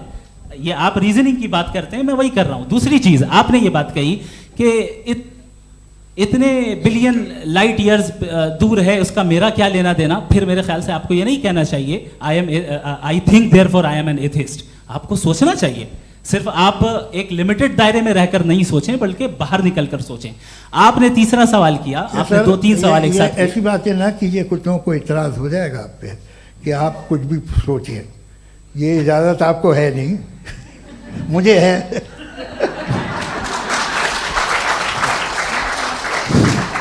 जी आपने प्रॉब्लम ऑफ इविल के ताल्लुक से सवाल किया और बार बार आप एक लफ्ज रिपीट कर रहे हैं कि ओमनीपोटेंट गॉड है, ऑल पावरफुल गॉड है। यही तो दरअसल समझना है कि गॉड का कॉन्सेप्ट क्या है। प्रॉब्लम ऑफ इविल जो है, प्रॉब्लम ऑफ इविल दर हकीकत दो असम्पशंस पर कायम है। अगर आप इन दो असम्पशंस को समझ जाएं तो ये प्रॉब्लम नहीं रहेगी, आर्ग्यूमेंट आपको समझ में आ जाएगी कि ये कोलैप्स कर जाता है।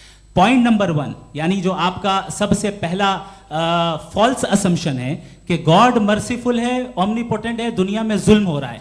लेकिन आपको ये समझना चाहिए कि हमारे वर्ल्ड व्यू के मुताबिक गॉड सिर्फ ओमनीपोटेंट और सिर्फ मर्सीफुल नहीं है, बल्कि वो ऑल वाइज भी है और वो ऑल नोइंग भी है। उसके हर काम के पीछे हिकमत और विजडम है। ये कोई जरूरी नहीं है कि वो हिकमत और विजडम आपको समझ में आए या मुझे समझ में आए। अगर आप जो समझ रहे हैं उसके मुताबिक आप फैसला कर रहे हैं, ये लिमिटेड पर्सपेक्टिव से आर्ग्यूमेंट है। और इस चीज को हम अपनी दुनिया में, अपने लाइफ में, डेली लाइफ में इस प्रिंसिपल को एक्सेप्ट करते हैं। हम जब किसी डॉक्टर के पास जाते हैं, डॉक्टर के पास जाकर वो अगर उसने हमें कोई दवाई दी है तो हम ये तो नहीं कहते कि जब तक आपके पास जितना नॉलेज और जितना विजडम नहीं है, आपने क्यों ये दवाई दी है, तब तक हम इस चीज को एक्सेप्ट नहीं करेंगे।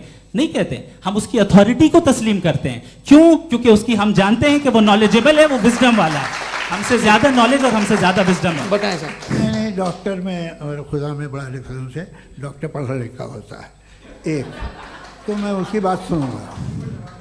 दोनों ये नहीं, कुछ जवाब तो ये भी नहीं है सर। प्लीज, अगर सब ऑडियंस से बोलने लगेंगे तो फिर मतलब नहीं सिविलाइज्ड बहस का। मतलब आप ये कहें कि चूंकि आप डॉक्टर पे बिलीव करते हैं इसलिए खुदा पे बिलीव किए, क्या ये मिसाल आपको समझाने के आर्गुमेंट है, इस पे आपको एतराज नहीं है। तो सिंपल बात ये है कि मैं अगर ये यकीन कर लूँ कि एक ओमनीपोटेंट, उसकी मसलहत है, ये जो बच्चे मर रहे हैं ये मसलहत है उसकी, मुझे नहीं चाहिए थी मसलहत। उसकी मसलहत नहीं, यही तो समझना है, मतलब एक्सपीरियंस। अच्छा, इस आपने अभी मेरी बात पूरी सुनी नहीं। मैंने कहा आपका पूरा आर्ग्यूमेंट दो फॉल्स असम्पशंस पर है।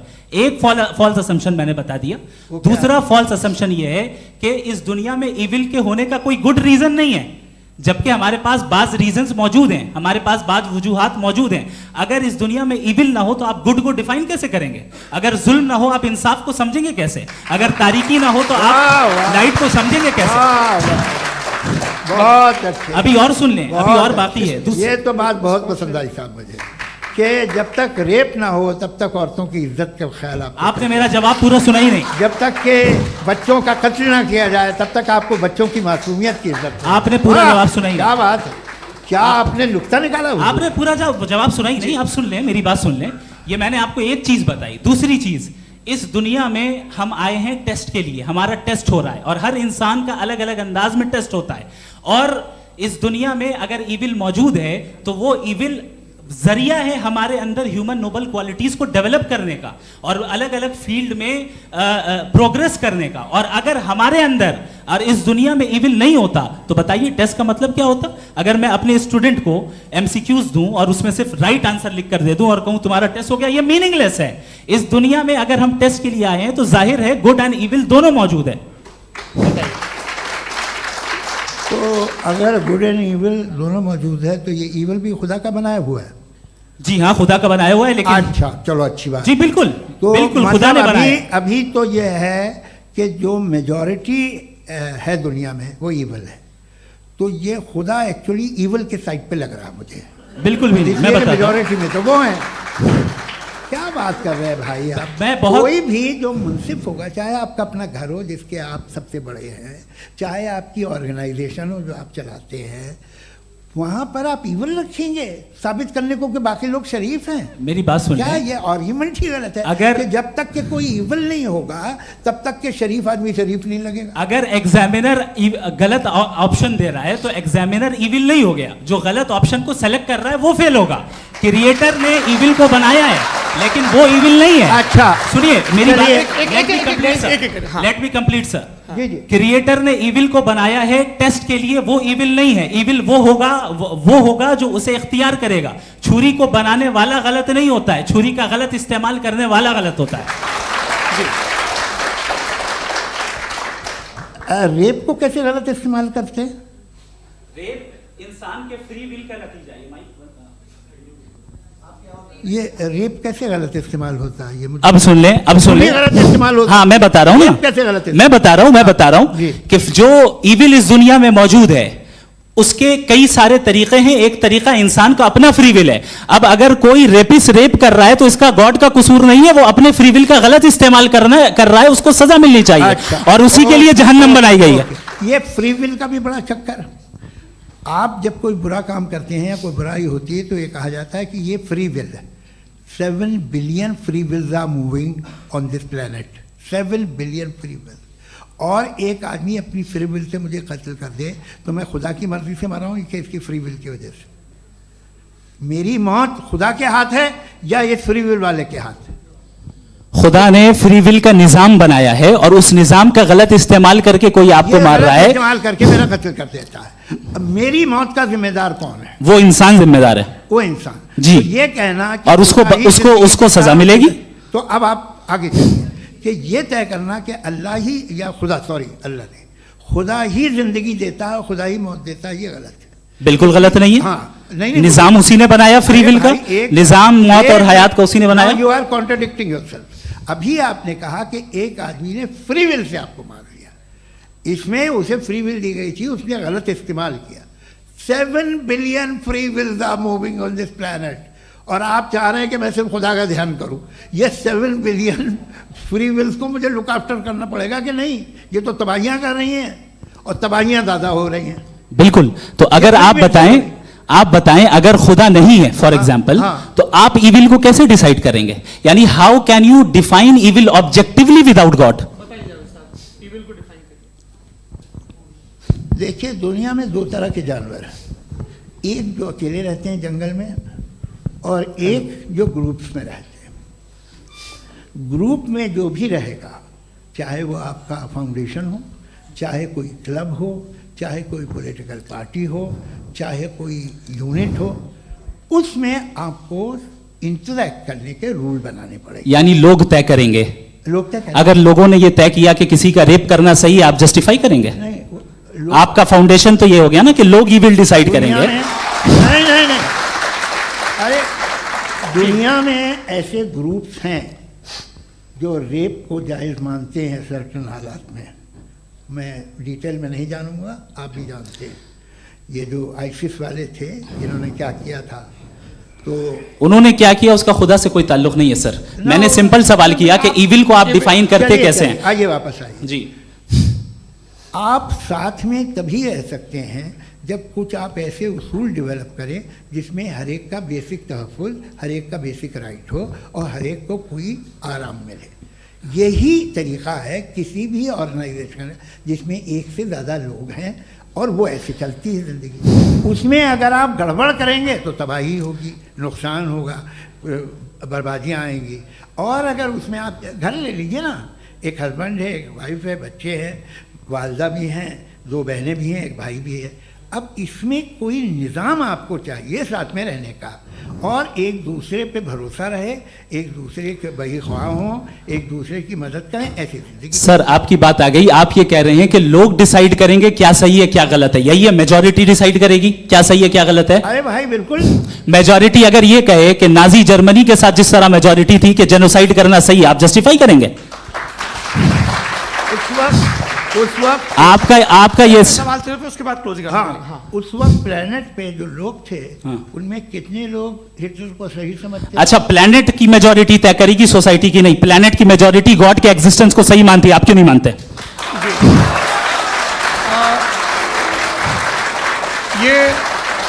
हेलो ये क्रॉस क्वेश्चन का राउंड यहाँ पर समाप्त होता है। और ये बड़ा अच्छा है कि इस तरह से फ्रेगमेंट कर दिया गया है ताकि जो मरकरी ऊपर जा रहा है नीचे जवाब दे दूं। जी। प्लेनेट की ज़्यादातर मेजॉरिटी कुछ दूसरे मजहबों के खुदा को मानती है। आप उन्हें क्यों नहीं? आप तो मेजॉरिटी की बात कर रहे हैं। अच्छा, ये क्लोजिंग आप ये कह रहे हैं इविल और गुड को डिसाइड मेजॉरिटी करेगी। मेजॉरिटी जो कर दे वो सही हो जाएगा। क्लोजिंग इसको जैसा आप ही लोगों ने तय किया है उसी फॉर्मेट को फॉलो कर लेते हैं। हाँ भाई, मैंने तो भले लोगों पे एतबार किया और तब मॉडरेशन तय किया। जी, आपके पास 5 मिनट का वक्त है, क्लोजिंग आर्ग्यूमेंट है, उसके बाद हम ऑडियंस से क्वेश्चन आंसर लेंगे जावेद साहब के क्लोजिंग आर्ग्यूमेंट के बाद। ओके, बहुत शुक्रिया जी। हमारा जो टॉपिक है डज गॉड एग्जिस्ट, मैं इस पे इतने एकेडमिक तैयारी करके आया था, मुझे था कि मैंने सोचा था कि कई सारे मैं आर्ग्यूमेंट्स दूंगा, लेकिन वक्त की भी किल्लत और जावेद साहब बार बार इधर उधर चले जा रहे थे तो उसको भी थोड़ा एंटरटेन करना पड़ गया।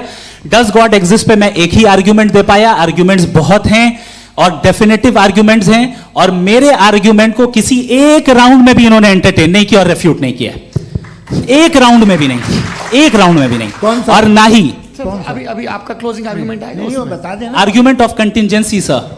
अरे मैं आपसे कई बार कह चुका हूं कंटीजेंसी का मतलब अब मैं कैसे समझाऊं आपको, आपस में हाँ आप और कितने आसानी से समझाऊं मैं, मुझे तो नहीं समझ में आ रहा है। आप अपनी आर्ग्यूमेंट ऑफ कंटीजेंसी उर्दू में बोल सकते हैं। हाँ आप अपनी बात पूरी कर ले जी, आखिरी 4 मिनट। दूसरी चीज, just a minute please ma'am, can I talk? दूसरी चीज ये है कि आपने एक तो इसका जवाब नहीं दिया, दूसरा आपने गॉड के ना होने पर कोई डेफिनेटिव आर्ग्यूमेंट नहीं दिया, सिर्फ मजहब पे बात कर रहे हैं आप। मजहब तो आज हमारा टॉपिक ही नहीं था, आज तो हमारा टॉपिक हो, आप मजहब से ले लेकर आईएस तक चले गए। भाई हमारा क्या ताल्लुक है उससे, वी कंडेम देम, और उसका गॉड से क्या ताल्लुक है? अगर कोई गलत काम कर रहा है, किसी ने किसी को कत्ल किया, किसी ने किसी का रेप किया, उसको सजा मिलनी चाहिए, और आपके पास कोई भी rational strong foundation of morality नहीं है। आपने कहा कि मेजॉरिटी तय करेगी सोसाइटी की, वो सही होगा। मैंने कहा हिटलर को, फिर आप सही कहेंगे नहीं नहीं नहीं नहीं, प्लैनेट की सोसाइटी की मेजॉरिटी तय करेगी, तो प्लैनेट की मेजॉरिटी गॉड के एग्जिस्टेंस को मानती है, आप कह रहे हैं ये रिलीजियस है, तो यानी आपके पास कोई स्ट्रॉन्ग फाउंडेशन नहीं है ऑब्जेक्टिव मोरालिटी का। ऑब्जेक्टिव मोरालिटी का अगर कोई फाउंडेशन है तो वो सिर्फ गॉड है, गॉड है, गॉड है। थैंक यू जी। ये मुफ्ती शमाइल नदवी साहब का क्लोजिंग आर्ग्यूमेंट था। अब हमारे पास जी जी ये बड़ा अच्छा है कि दोनों लोगों को मॉडरेटर से शिकायत भी और बोल रहे भाई हमारी शाबाशी भी तो करते चलो। अब मेरी बात जी, आपके पास जावेद अख्तर साहब 5 मिनट का वक्त है, ये आपका क्लोजिंग आर्ग्यूमेंट है, टाइम रीसेट कर दें जी। देखिए बहुत सारी बातें हैं। गॉड का डेफिनेशन दुनिया के किसी भी रिलीजन में है कि वो ओमनीपोटेंट है, ओमनीप्रेजेंट है, he is just, he is kind, he loves you and so on. मैं जब दुनिया देखता हूँ तो मुझे कोई ऐसा सुप्रीम पावर यहाँ दिखाई नहीं देती है जो इंसान की बहबूदी के लिए कुछ कर रही हो, कमज़ोर को बचा रही हो, मदद कर रही हो, जालिम को पीछे हटा रही हो। मैं नहीं देखा, तारीख़ में नहीं। एक तो अगर है और ये देख रहा है तमाशा, तो उसका होना न होना बराबर है। दोयम ये कि ये जो है, जब आप ये कहते हैं कि कायनात जिसकी कंटीजेंसी है, मैं देखिए वो लफ्ज़ इस्तेमाल किया मैं, तो ये कैसे हो सकती है भाई? और फ़ौरन आप सरेंडर कर देते हैं कि जाहिर है कि इसका बनाने वाला तो इससे 10,000 गुना ज़्यादा कॉम्प्लिकेटेड होगा। उस पर आपके होने पे कोई इतराज़ नहीं है, उसे वो टाइमलेस है, वो पहले से था, टाइम तो बहुत बाद में आया। ये सब आप मानने को तैयार है जिसका आपके पास कोई सबूत नहीं, आपके पास कोई रीज़न नहीं है। आपकी तारीख क्या है मज़हबों की? बिलीफ की, जो खुदाओं का बिलीफ है, ये कॉन्स्टेंटली गलत साबित होता रहा है। मतलब आप कहें कि अरिस्टोटल के ज़माने में तो सब जाहिल थे, वो भी इतने ही यकीन से खुदा पे यकीन रखते थे, जो अब नहीं रहा, ये भी नहीं रहेगा। आप लिख लीजिए, और इसके आसार आपको दुनिया में दिखाई देना शुरू हो चुके हैं। ये बहस क्या आज से 100 साल पहले इस तरह हो सकती थी? यहाँ तक तो आपको हम ले आए हैं। तो सर अरे इनको मदद की ज़रूरत नहीं भाई, ये सेल्फ सफिशिएंट आदमी है, आप क्यों इनकी मदद कर रहे हैं? Sir please. तो ये जो है तमाम बातें अपनी जगह हैं, ये एक पैकेज है। आप अकेले, कोई आदमी ऐसा नहीं जो सिर्फ गॉड को मानता हो, उसके साथ बहुत पैराफर्नेलिया आता है, अलग अलग पैराफर्नेलियाज आते हैं। They have always created chaos in the society. मैं तो आपको सीधा ऑफर देता हूँ कि दुनिया में 10 इम्पॉर्टेंट बिलीव्स हैं। आप एक मानते हैं, 9 नहीं मानते, 9 में आप एथियस्ट हैं, 9 को आप बिल्कुल रीजनेबली मेरी तरह देखते हैं। तो 90 मजहबी आदमी भी 90% एथियस्ट है, वो दूसरे खुदा नहीं मानता, एक खुदा मानता है अपना वाला, बाकियों को कहता है गलत है। अगर आप मानना ही बंद कर दें तो आपका 10% चांस है कि आप सही हैं और 90% चांस है कि आप गलत हैं। मेरा मशवरा आप मानना छोड़ दिए तो 50% चांस होगा कि आप सही हैं और 50% चांस होगा, 40% आप गेन करेंगे बाय बिकम एन एथीस्ट।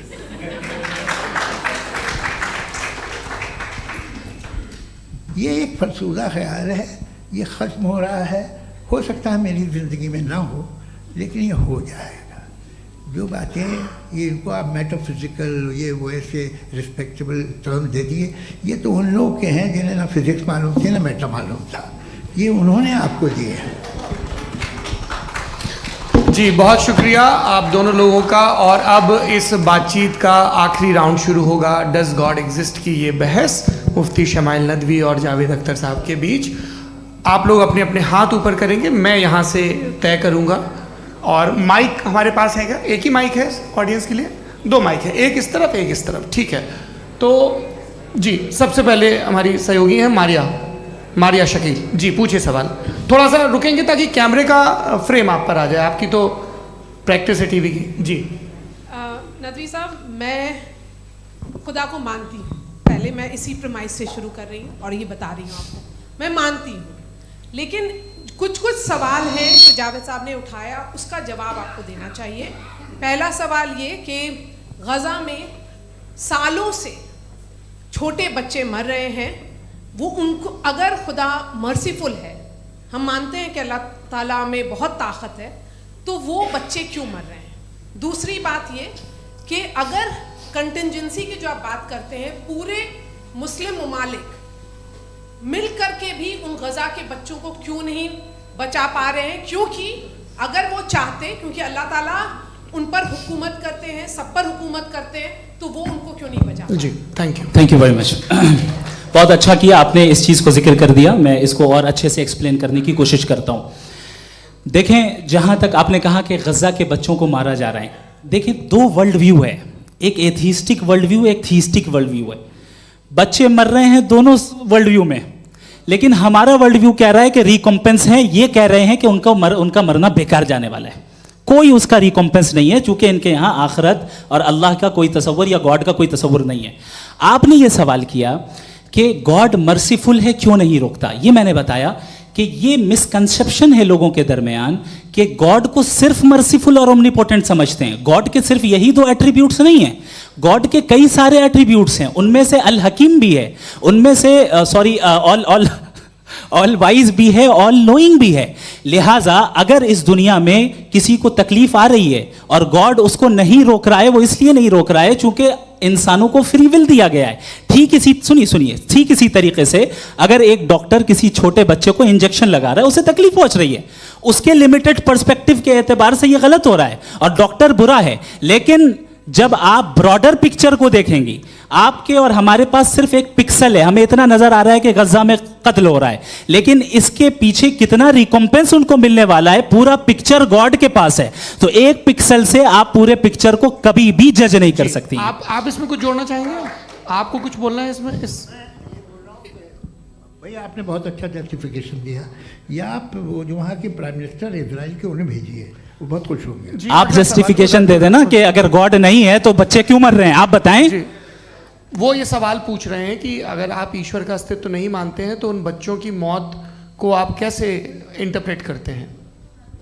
भाई ये दुनिया जो है, जो ताकतवर लोग होते हैं वो एक नाइंसाफ़ी करते हैं। तो ये अच्छा काम है आपके नजदीक, तो नेचर नाइंसाफ़ी पे मबनी है। अरे मेरे भाई, आप नेचर की कहाँ बात कर, मैं तो इंसान की बात कर रहा हूं। तो फिर जब मैं इंसान की बात कर रहा था, आप नेचर की बात करने लग गए। क्रॉस एग्जामिनेशन नहीं, हाँ अब आप मुझे बोलने नहीं देंगे तो अलग बात है, आप बोलिए, मुझे कोई जल्दी नहीं। जी नहीं, ये क्रॉस एग्जामिनेशन बोल तो लेने दीजिए। जी बोलिए। क्या बात ये है कि ह्यूमन सोसाइटी तभी साथ में रह सकती है जब वो मोहब्बत से, एकता से, एक दूसरे के एहतराम करके रहे। इसके अलावा पॉसिबल नहीं है, अकेले तो इंसान रह नहीं सकता।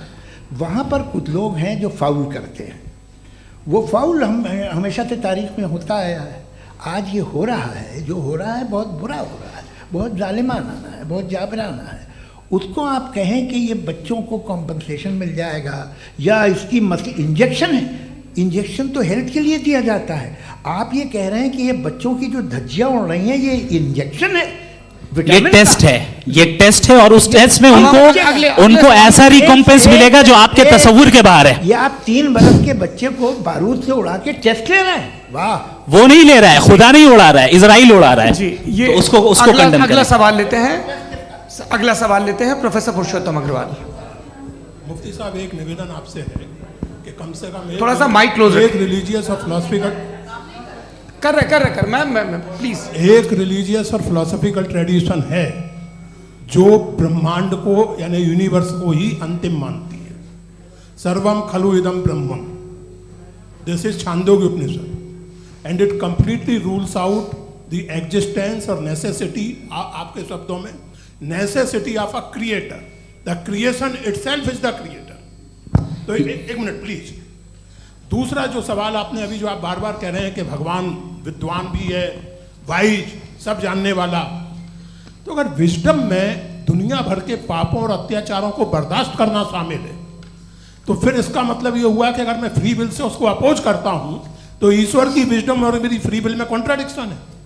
Because when I am opposing whatever is happening in Gaza, then I am opposing the God's will और गॉड्स विजडम। जवाब लेते हैं क्योंकि तो गॉड की विजडम में, एक मिनट सर प्लीज सर, ये एक जुमला, गॉड की विजडम है कि गाजा में जो कुछ हो रहा है वो हो रहा है, मैं उसका अपोज कर रहा हूं, तो मैं गॉड की विजडम के खिलाफ जा रहा हूं। एक सवाल।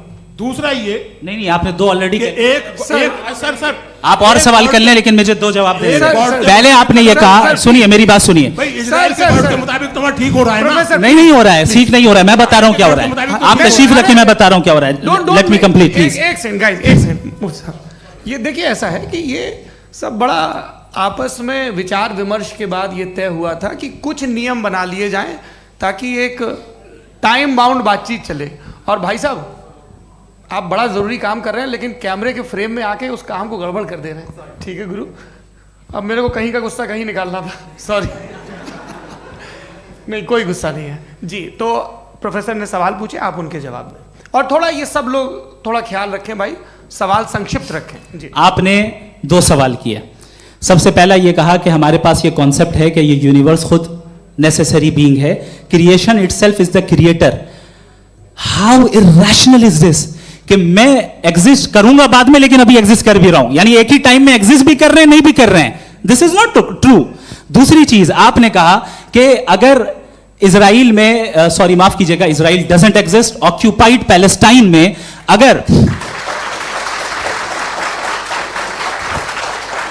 अगर ऑक्यूपाइड पैलेस्टाइन में बच्चों को मारा जा रहा है फ्री विल की वजह से और गॉड नहीं रोक रहा, ये कॉन्ट्रडिक्शन है। ये बताइए कि एक एग्जाम में एक बच्चा गलत आंसर लिख रहा है, सुनिए, एग्जामिनर चाहे तो रोक सकता है, क्यों नहीं रोक रहा है? ये कॉन्ट्रडिक्शन है, ये कॉन्ट्रडिक्शन नहीं है। माइक नहीं सर, ये आपस में जी, ये क्या आपका सवाल? माइक दीजिए। फ्री विल दिया गया है टेस्ट के लिए, अकाउंटेबिलिटी के लिए। अगर फ्री विल नहीं होता तो आप कहते हैं हमें रोबोट बना दिया गया। नॉट मिसरिप्रेजेंट माय पोजीशन, आपकी जो भी पोजीशन, मैं अपनी फ्री विल के नाते, अपने ह्यूमन विजडम के नाते गाजा में हो रही अत्याचार का विरोध करता हूं। बिल्कुल करना चाहिए। आपके हिसाब से मैं गॉड की विजडम का विरोध कर रहा हूं? बिल्कुल नहीं, जो हो रहा है गॉड, बिल्कुल भी नहीं, बिल्कुल भी नहीं। उसका वहां पर गाजा में कत्ल होना ये इंसानों के गलत इस्तेमाल का नतीजा है, फ्री विल के इस्तेमाल का नतीजा है। गॉड इसका हुक्म नहीं देता, उससे रोकता है। यही तो मसला है ना, आपके लिए कॉन्सेप्ट क्लियर है? नहीं भाई, आपने तो बताया था इंजेक्शन लगाने से बच्चे को तकलीफ होती है, ये इंजेक्शन लगा। सर आप ऐसे रेटोरिक स्टेटमेंट दें तब तो कोई मसला नहीं समझते रहेंगे। This is a rhetoric statement, this is not a logical argument sir. I am sorry, I am sorry. आखिरी 30 मिनट बड़े मुश्किल होने वाले हैं जी। मुफ्ती साहब आगे बैठे हैं, इनको माइक दीजिए। हाँ तरुण, माइक आप अपने पास रखिए, आपको कैमरे का फ्रेम पता है जी। सबसे पहले दोनों को मुबारकबाद। एक सर अपना आप नाम बता दें। आप अमेरिका में शिकागो में रहते हैं, इतना मुझे याद है। बताया आपको, यासिर नदीम अलवाजदी मेरा नाम है। जावेद सर, आपसे एक क्वेश्चन है इन्फिनिट रिग्रेस के ताल्लुक से। एक हाइपोथेटिकल सिनेरियो है, मसलन अगर आप सर माइक थोड़ा सा प्लीज क्लोज रखिए जी।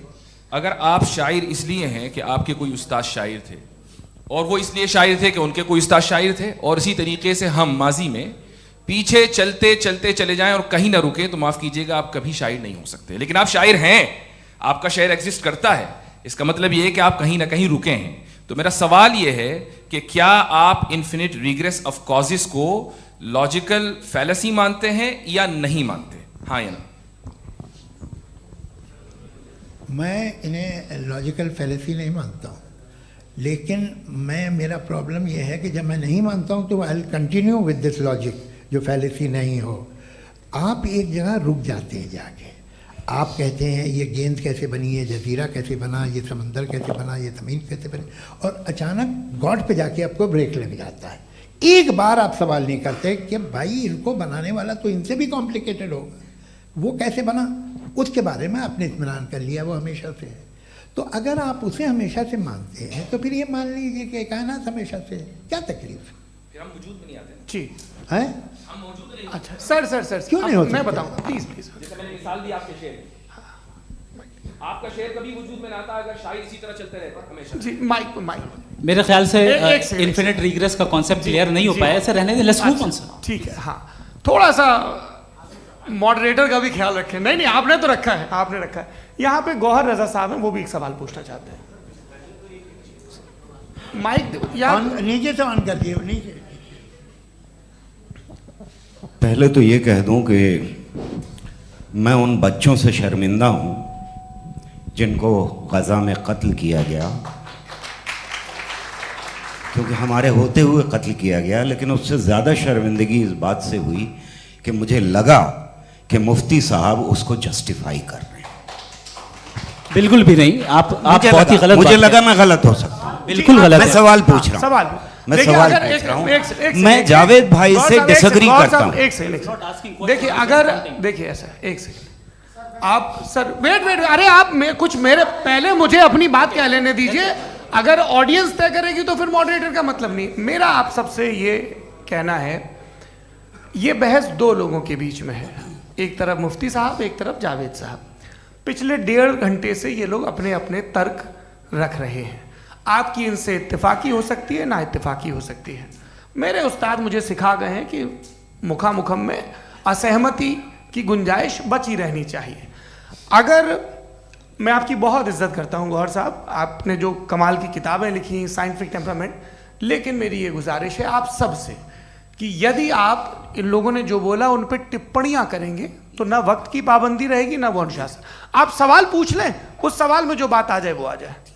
मैं जावेद साहब से डिसएग्री करता हूं, इसलिए जावेद साहब से सवाल पूछ रहा हूं। आपका सवाल जावेद अख्तर साहब से। और सवाल ये है मेरा कि जावेद साहब ने कई बार लॉजिक का इस्तेमाल किया कि साइंस में लॉजिक है और रिलीजन में लॉजिक नहीं है। मेरा ख्याल ये है कि रिलीजन में भी लॉजिक है, लेकिन उस लॉजिक की बेसिस ये है कि आप रुक जाते हैं, जिसका जिक्र जावेद साहब ने बार बार किया, यानी खुदा के तसव्वुर पे आते हुए, गॉड के तसव्वुर पे आते हुए रुक जाते हैं। और इसमें सवाल पूछना मतलब फॉरबिडन होता है। सवाल ये है कि क्या जावेद साहब इससे एग्री करते हैं कि साइंस की लॉजिक अलग है और रिलीजन की लॉजिक अलग है? बताइए सर। देखिए, 3 चीज़ें हैं, साइंस है, एक है मंतिक है, इस्तिदलाल है, और एक जो है कुछ भी नहीं है, फेथ है, अकीदा है। मैं अकीदे की लॉजिक का कायल नहीं हूँ। मुझे आप इस्तिदलाल से, लॉजिक से, रीज़न से समझाइए, मैं मानने को तैयार हूँ, मेरा क्या नुकसान होगा। लेकिन ये कि अकीदे पे मैं नहीं जा सकता हूँ। अकीदे का मतलब है कि तुम ये मान लो, सवाल ना करो, ये नहीं। आप सारी बातें करके, बड़ी साइंटिफिक बातें करके एक जगह जाके खुदा के हुदूद पे रुक जाते हैं, सरेंडर कर देते हैं। मैं सरेंडर करने को तैयार नहीं। दैट्स ऑल जी। ये आगे सर बैठे हुए हैं, इनको माइक दीजिए। भाई वो आप पूछना चाह रहे थे ना भाई? हाँ नहीं मैं ये थैंक यू जी। आपका नाम? आसिम इफ्तिखार। आसिम जी, पूछिए। सर, जावेद सर से सवाल है कि आपने अपने माइक थोड़ा करीब रखिए। अपने क्लोजिंग स्टेटमेंट में ये बात कही थी कि मज़हब का जो फ्यूचर है वो ज़्यादा दिन नहीं जाने वाला है। लेकिन मैं देख पा रहा हूँ कि जो ऑक्सफोर्ड यूनिवर्सिटी की एक स्टडी है 2011 में हुई है, जिसके 50 एकेडमिशियंस ने इसको अंजाम दिया था, उसमें वो ये कहते हैं कि जो फेथ इन गॉड है वो इनबिल्ट है ह्यूमन नेचर के अंदर, जिसको हम कहते हैं फितरत के अंदर शामिल है वो। और वो ये कहते हैं कि अगर कोई ये समझता है कि मज़हब को वो ख़त्म कर देगा तो ये उसकी गलत फहमी है।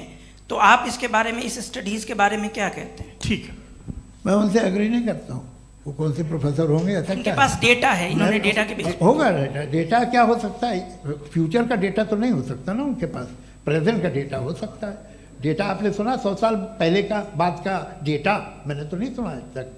तो आज उनकी ये राय है और होगी राय, ठीक है, दुनिया में तरह तरह की राय है लोग, लेकिन मैं समझता हूँ कि वक्त के साथ इंसान ज़्यादा से ज़्यादा रीज़नेबल और लॉजिकल होता जा रहा है। आज आप देखिए वेस्टर्न यूरोप में क्या परसेंटेज है नॉन बिलीवर्स की, बहुत हाई, वहाँ चर्च खाली पड़े होते हैं। तो अल्टीमेटली तो इंसान कोई ऐसी बात बहुत अरसे तक नहीं मान सकेगा, चाहे गलत या सही, जो उसे उसके दिमाग को, उसके जहन को, उसके लॉजिक को अपील न करे। वो कह रहे हैं तो ऑक्सफोर्ड के होंगे तो कैम्ब्रिज के होंगे, तो मुझे क्या लेना देना, उनका डेटा मुस्तकबिल का नहीं हो सकता है। जी दीपक, हाँ पूछिए। मैं आऊँगा अभी, पीछे की साइड भी आऊँगा, माइक वहीं भेजूंगा 2-3 साल के लिए। जी जावेद साहब, आपसे सवाल है। नमस्ते। अरे भाई सर, अगर आप ही लोग तय करना है तो फिर 200 लोग तय कर लें। नहीं sir, please don't do this sir, everybody has a right sir, but we can only take selected questions. No sir, ये यंग लोग भी हैं तो इनकी ये अब उतने यंग, भाई आप यंग हैं कि नहीं हैं? वो कह रहे हैं वो भी यंग हैं साहब, आप उनकी नौजवानी पर दावा उनको ही करने थे। हाँ मुफ्ती साहब आप यंग, हाँ पूछे। अरे भैया सर मेरा सवाल ये है, कुछ इनसे भी तो पूछो। जी नहीं, बस आपसे एक सवाल है। जैसे थीस्टों के पास अपने जो ईश्वर को मानते हैं उनके पास अपने सोशल गेट टुगेदर्स हैं, 5 रोज़ आज क्रिसमस आने वाला है, होली है, दिवाली है, ईद है। एथिस्ट क्या ऑफर कर रहे हैं? मतलब मैं इनकी दुकान से बोलूँ, मैं आना चाहता हूँ उस तरफ, पर मैं अट्रैक्ट नहीं हो पा रहा हूँ। मैं सोशल गेट टुगेदर्स क्या है आपके पास? वो ये कह रहे हैं कि जो धार्मिक लोग हैं, अलग अलग धर्म के लोग, उनके उत्सव त्योहार कॉन्ग्रेगेशन बहुत हैं। अब आपको मैं एक सुनाता हूँ, यहाँ हिस्टोरियन भी बैठे हैं, मृदुला जी आप बताइएगा सही है क्या। ये एक कॉन्स्टेंटाइन, एक ग्रीक रोमन बादशाह था जो क्रिश्चियनिटी आने के 400 साल बाद उसने डिसाइड किया कि मैं क्रिश्चियन हो जाऊंगा, मेरी पूरी स्टेट कैंसिल हो जाएगी। उस ज़माने में ऐसे ही होता था, राजा जो धर्म इख्तियार करता था वो जनता भी कर लेती थी, इसलिए कि वो हो गया था बैंकक्रप्ट, और उसे जो मेडिटेरियन कोस्ट के रिच क्रिश्चियन वो थे मर्चेंट, उससे पैसा चाहिए था। तो उसने कहा यार क्रिश्चियन हो जाओ। तो उसने अपने वजीर से कहा कि भाई ये हिस्ट्री है कि अब हम लोग क्रिश्चियन हो जाते हैं। पहले सर हो जाएंगे, कोई प्रॉब्लम नहीं है, लेकिन एक प्रॉब्लम ये है कि 17 दिसंबर से 25 दिसंबर तक जो पेगन फेस्टिवल होता, जो पेगन्स थे वो लोग, जो फेस्टिवल होता है वो बंद हो जाएगा, इसलिए कि हम क्रिश्चियन हो गए तो होगा नहीं। तो वो बच्चों को बहुत बुरा लगेगा, पब्लिक को बहुत इन्जॉय करते हैं, खासतौर से 25 को मेन डे। उसने कहा हाँ ये तो सही कह रहे हो, ये जीसस क्राइस्ट की पैदाइश कब थी? कहते साहब वो अप्रैल में थी। नहीं कट करो, वो 25 दिसंबर को है। यह हकीकत है जी। और 400 साल बाद क्रिश्चियनिटी के अप्रैल से दिसंबर ले आए, और इसलिए कि यहाँ पेगन फेस्टिवल होता था। अब मनाते हैं आप आराम से। ये जो सारे फेस्टिवल हैं ये रिलीजन से, हर एक को एक इंटरटेनमेंट डिपार्टमेंट चाहिए होता है अपनी कंपनी चलाने के लिए। तो ये रिलीजन ने, ये सेकुलर त्यौहार थे जिन्हें रिलीजन्स ने ले लिया है। ये मौसम के थे, फसलों के थे, किसानों के थे, उसको आपने लेके रिलीजियस रंग दे दिया। ये कोई रिलीजन से थोड़ी आए आप। अच्छा हमें देखिए, हम तो मुल्द हैं, हम ईद मनाते हैं, हम दिवाली मनाते हैं, हम होली मनाते हैं, हम क्रिसमस मनाते हैं। बम्बई की फिल्म इंडस्ट्री की सबसे बड़ी होली हमारे घर में होती है, सबसे बड़ी ईद हमारे घर में होती है। वो हमारे सोशल वो है, हमारे हेरिटेज है। ऐसा थोड़ी है कि we will throw the baby along with the water. ये तो अच्छी चीज़ है, इन्हें रखो, जो बेकार है फेंक दो। जी हाँ हेलो जी, मेरा सवाल नादवी जी से है। जैसा कि आपने बोला कि गॉड टाइम के भी परे हैं, और गॉड इतनी कॉम्प्लेक्स चीज़ है कि उसे ह्यूमन माइंड समझ नहीं सकता, और गॉड ने अर्थ पे फ्री विल भी दे दी है। तो आप अपना वक्त ज़ाया क्यों कर रहे हैं गॉड के बारे में बात करके? अपन को तो बात करनी चाहिए कि सोसाइटी को बेहतर कैसे करें। जी, मैं गॉड वही बताता है सोसाइटी को कैसे बेहतर करें। अभी मैं आपका जवाब देता हूँ। आपने कहा कि टाइम पे वो एग्जिस्ट नहीं करता, सो मेरा सवाल ये है कि जैसा आपने बोला कि गॉड बहुत ही कॉम्प्लेक्स चीज है। मैंने कहा ही नहीं कि कॉम्प्लेक्स है, तो आपके अल्फाज हैं। कॉम्प्लेक्स का लफ्ज गॉड के लिए सुइटेबल नहीं है। क्यों? क्योंकि कॉम्प्लेक्स वो चीजें होती हैं जो ऑब्जेक्ट हो। God is not an object, जिसको आप इंस्ट्रूमेंट के जरिए लेबोरेटरी में जाके टेस्ट करें, oh it's very complex. No, वो कोई कार का इंजन नहीं है। मेरा वो फिलोसॉफिकली नेसेसरी बीइंग ऐसी बीइंग है जो सिंपल बीइंग है। हाँ, आप उसको मुकम्मल तौर पे उसकी तमाम हिकमतों को जान ले और हर चीज को जान ले, ये पॉसिबल नहीं है, क्योंकि वो ऑल वाइज है, आप ऑल वाइज नहीं है, और वो खुदा है, वो आपको सारी चीजें बता दे, ये जरूरी नहीं। मेरा सवाल ये नहीं था, मेरा सवाल ये था कि जब गॉड इतना परे है इस दुनिया से कि उसने अर्थ पे फ्री विल भी दी है, हम सब ह्यूमंस की फ्री विल है, और जो सोसाइटी में हो रहा है वो अपन लोग डिसाइड करेंगे, तो अपन लोग डिसाइड नहीं करेंगे ना, अपन लोग डिसाइड नहीं करेंगे। गॉड जो है, गॉड ने वो उसकी जात, उसकी एग्जिस्टेंस टाइम एंड स्पेस से परे है, लेकिन वो हमारा टेस्ट ले रहा है और उसी गॉड ने हमें बताया कि तुम्हें क्या करना है क्या नहीं करना है, तो जाहिर है उस गॉड की बात सुनेंगे ना हम। जी, वो पीछे एक चश्मा लगाए जो मैम खड़ी हैं, उनको दीजिए। हाँ, आप जी जी बिल्कुल आएंगे। देखिए मैं कोशिश कर रहा हूँ सब तरफ जाने की। हाँ, उनको दीजिए माइक। जी, हेलो सर, मैं ओमनी प्रेजेंट नहीं हूँ, टाइम पाबंद हूँ, और जहां तक कोशिश कर सकता हूँ करूंगा। जी, अपना नाम बताइए। मेरा नाम उर्सुला है, मैं दिल्ली यूनिवर्सिटी की एक स्टूडेंट हूँ और मैं स्टूडेंट फेडरेशन ऑफ इंडिया से हूँ। मेरा सवाल मुफ्ती जी से है कि इस हॉल के इस कमरे में बैठ के हम लोग रेप की मोरालिटी के बारे में फिलोसफिकली बात तो कर सकते हैं, बट असलियत ये है कि रोज़मर्रा की ज़िंदगी में औरतें रेप के थ्रू गुजरती हैं, और हम लोग सिर्फ नंबर्स पे इस तरह नहीं देख सकते, क्योंकि कितनी औरतें हैं इन कंट्रीज़ में जहाँ पे आप बता रहे हैं कि केसेस कम हैं, जिनका एक्सेस है कि वो जाके केस फाइल कर सकें। कितनी औरतें हैं जो जिनको काम करने की आज़ादी है उन कंट्रीज़ में। यूरोप में ये आज़ादी आ गई, यूरोप में ये रूल्स आ गए, तो हम आज उसके बारे में बात कर पा रहे हैं। जी, जवाब।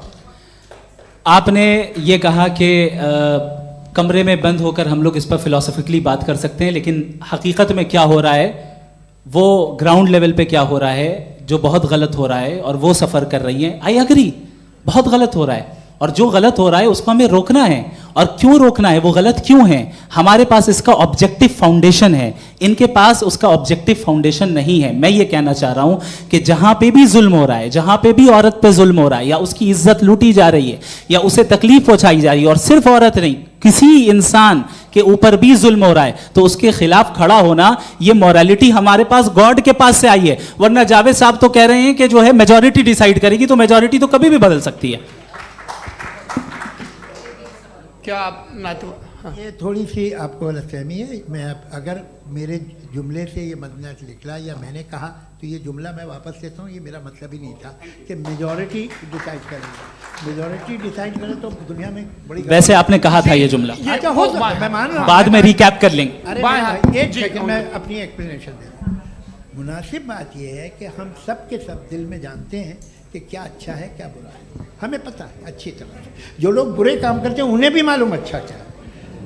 यही तो सवाल था हजरत कि फिर ये मोरालिटी आई कहाँ से? Cross examination. हाँ जी, हाँ। मोरालिटी साथ रहने की डिजायर से आई, यानी साथ रहकर जो कुछ कह दे, जो कुछ कर दे, वो हो जाएगा? नहीं नहीं, तो आप कायदे से रह ही कर सकते हैं जब तक लोगों में मोरालिटी हो, वरना क्यास हो जाएगा। ये आपको कैसे पता? जी, हमने देखा ना, जहाँ मोरालिटी का क्यास हो गया, हम देखते हैं। कहाँ पे देखते भाई?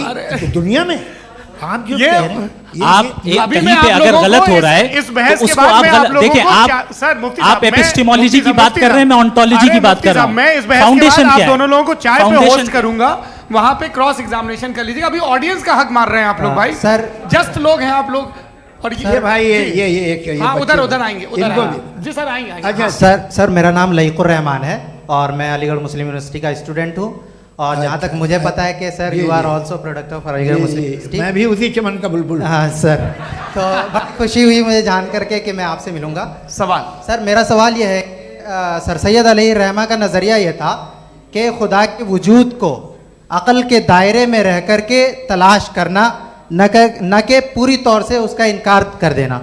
Sir, how will you define it? नहीं, तो ये तो आप इन्हें बताइए। ये सवाल आपसे खुदा का वजूद साबित कर रहे हैं, तो सर आपने इनकार कर रखा है, इस वजह से मेरा क्वेश्चन। उन्होंने यही सर से, एक सेकंड, सर सैयद ने यही कहा ना कि अक्ल से आप खुदा के वजूद को साबित नहीं कर सकते, यही कहा ना भाई। वो उन्होंने कहा कर सकते हैं और वो कर दिया गया आज। वो फोन तलाश करना या साबित करना अकल से नहीं हो सर, अरे सवाल तो सुन लीजिए जी। अकल से नहीं हो सकता है, यही कहा ना आपने। अकल से हो सकता है। अरे वो यही कह रहे हैं भाई, आप बता रहे हो सकता है, वो तो कुछ और।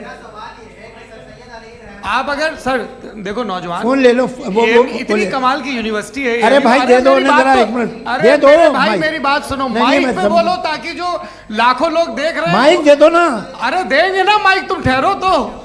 हाँ सर, मेरा सवाल ये था कि सर सैयद अलैहिर्रहमा का एक नज़रिया था अपना कि खुदा का जो वजूद है उसको अकल के दायरे में रह करके तलाश करना है, न कि पूरे तौर से इनकार कर देना है। ये उनका कॉन्सेप्ट था। लेकिन मेरा सवाल ये है कि आप इसको कैसे डिफाइन करते हैं, एक्सप्लेन कैसे करेंगे, मैं आपसे जानना चाहता हूँ, क्योंकि you are the product of Aligarh Muslim University. मुझे अकल के दायरे में रख के मैंने बहुत तलाश की, मुझे मिला नहीं। हाँ ये इधर वो चश्मा लगाए जो, हाँ उनको दे दीजिए। जी जी फटाफट पूछिए, बस 5 मिनट है, 5 मिनट में खत्म हो रहा है। हाँ अस्सलाम वालेकुम मुफ्ती साहब। एंड मेरा सवाल जावेद अख्तर साहब से। क्या नाम है आपका? अरे भैया सब मुझे पूछ रहे हो। फैज पूछिए फैज साहब। तो मेरा सवाल ये है कि अभी जो एथियस्ट है वो problem of evil argument use कर रहे हैं अगेंस्ट मुस्लिम्स, राइट? कि इस दुनिया में इतना सारा इविल है और अगेंस्ट मुस्लिम तो यहाँ अगेंस्ट थियस्ट। हाँ थोड़ा सा करेक्ट कर लीजिए भाई, पूरी मशक्कत ही इसी बात की थी कि किसी एक मजहब पे बात न टिके। जी, तो बेसिकली ये आर्ग्यूमेंट ऐसा है कि इस दुनिया में इतना ज़्यादा ईवल एग्जिस्ट करता है और अगर एक ऑल गुड गॉड है तो वो रोकता क्यों नहीं है? लेकिन इस सवाल में एक हिडन अजम्पशन ये है कि इस दुनिया में ईवल एग्जिस्ट करता है। अब एथियस्ट ये कैसे ऑन्टोलॉजिकली प्रूव कर सकते हैं कि इस दुनिया में ईवल एग्जिस्ट करता है? मैं आपको बताता हूँ, थोड़ा सा समझा। नहीं सर, आप हम लोग इनको सुनने आए। नहीं please don't do that. I want to explain ontologically. नहीं हम समझ गए सर, इनको अब जवाब देने दीजिए। अच्छा सवाल पूछ लो। मैं अभी तक क्या था वो मैं थोड़ा सा ऐड ऑन कर लेता हूँ। तुम गुरु, तो हम जब इसका राउंड 13 करेंगे ना तब तुमको स्टेज पे बिठाएंगे। जी तो हाँ जल्दी से। तो देखिए एथियज्म के हिसाब से सब कुछ रैंडमली बन गया है, सब कुछ एटम्स और मॉलिक्यूल्स है। एक पत्थर में और मुझ में सिर्फ इतना फर्क है कि हम लोग एटम्स और मॉलिक्यूल्स का अलग अलग रीअरेंजमेंट है। अब एक पत्थर को कोई इंसान तलवार से 2 टुकड़ों में काट दे या मुझे, according to atheism it is same. There is no evil and good according to atheism. जी अच्छा, फैज साहब का सवाल ये है कि हाँ कोशिश भी करते तो इससे गलत सवाल नहीं कर पाते। एक लाइफ फॉर्म है और लाइफ फॉर्म में फीलिंग्स हैं, मतलब लाइफ फॉर्म सुनता है, देखता है, टेस्ट कर सकता है, फील कर सकता है। तो उसकी जो ये जो क्वालिटी इस बबल में आ गई हैं वो जानवर में भी है, इंसान में भी है। तो जाहिर है कि उसे कोई तकलीफ पहुंचेगी, तो चूंकि उसके पास वो सेंसिटिविटी है तो मैं करेगा। पत्थर में वो सेंसिटिविटी नहीं है। तो ये क्या सवाल हुआ कि अगर पत्थर को काटा तो पत्थर को तकलीफ नहीं होती, तो आपको काटे तो आपको क्यों तकलीफ हो? बैठ जाइए। जी हाँ अगला सवाल। हाँ पूछे जी जावेद अख्तर साहब। अरे भैया सब आप लोग मुफ्ती साहब को छोड़ रहे हैं, मेरे ही पीछे पड़े हैं क्या? फिर चलो बोलो भाई। You asked how God can exist when children die in Gaza. Huh? You asked how God can exist when children die in Gaza, and you also mentioned the rise of atheism in Europe. But the same events also are leading many atheists and non-believers to turn towards faith. How do you interpret this contradiction, where suffering pushes some away from God, yet brings others closer to belief? आपको एक बात बताऊं, दुनिया perfect तो कहीं भी नहीं है, हर जगह कुछ खामियां हैं। बेटा एक मिनट, मैं आप ही को कहेंगे, देखो वो तो कुछ खामियां, कमज़ोरियां, खराबियां सब जगह है। लेकिन अगर देखोगे ईमानदारी से कि दुनिया सबसे ज़्यादा महज़ब कहाँ है, एक आम शहरी को कहाँ हुकूक हासिल हैं, वो बोल सकता है, अपनी मर्ज़ी से काम कर सकता है, अपनी मर्ज़ी से राय दे सकता है, हुकूमत के ख़िलाफ़ बोल सकता है, बरसरे इक़्तिदार लोगों के बारे में बोल सकता है, सरमायादारों के ख़िलाफ़ बोल सकता है। तो आपको ये स्कैंडिनेवियन कंट्रीज़ में मिलेगा, वेस्टर्न यूरोप में मिलेगा। मैं नहीं कह रहा वो परफेक्ट है, बिल्कुल नहीं, वहाँ बहुत ख़राबियाँ भी हैं, परफेक्ट तो कोई। लेकिन जिन जिन मुल्कों में, लैटिन अमेरिका देखो, गल्फ़ देखो, वहाँ पर आपको ये ज़रूर है कि रेप नहीं होते होंगे। रेप की ज़रूरत क्या है भाई? उसको तो ख़रीद लो, घर में रखो, सड़क पर रेप करने की क्या ज़रूरत है? मगर सुनिए, मगर हकीकत ये है कि वहाँ शख्सी आज़ादी राय देने की, बोलने की नहीं है।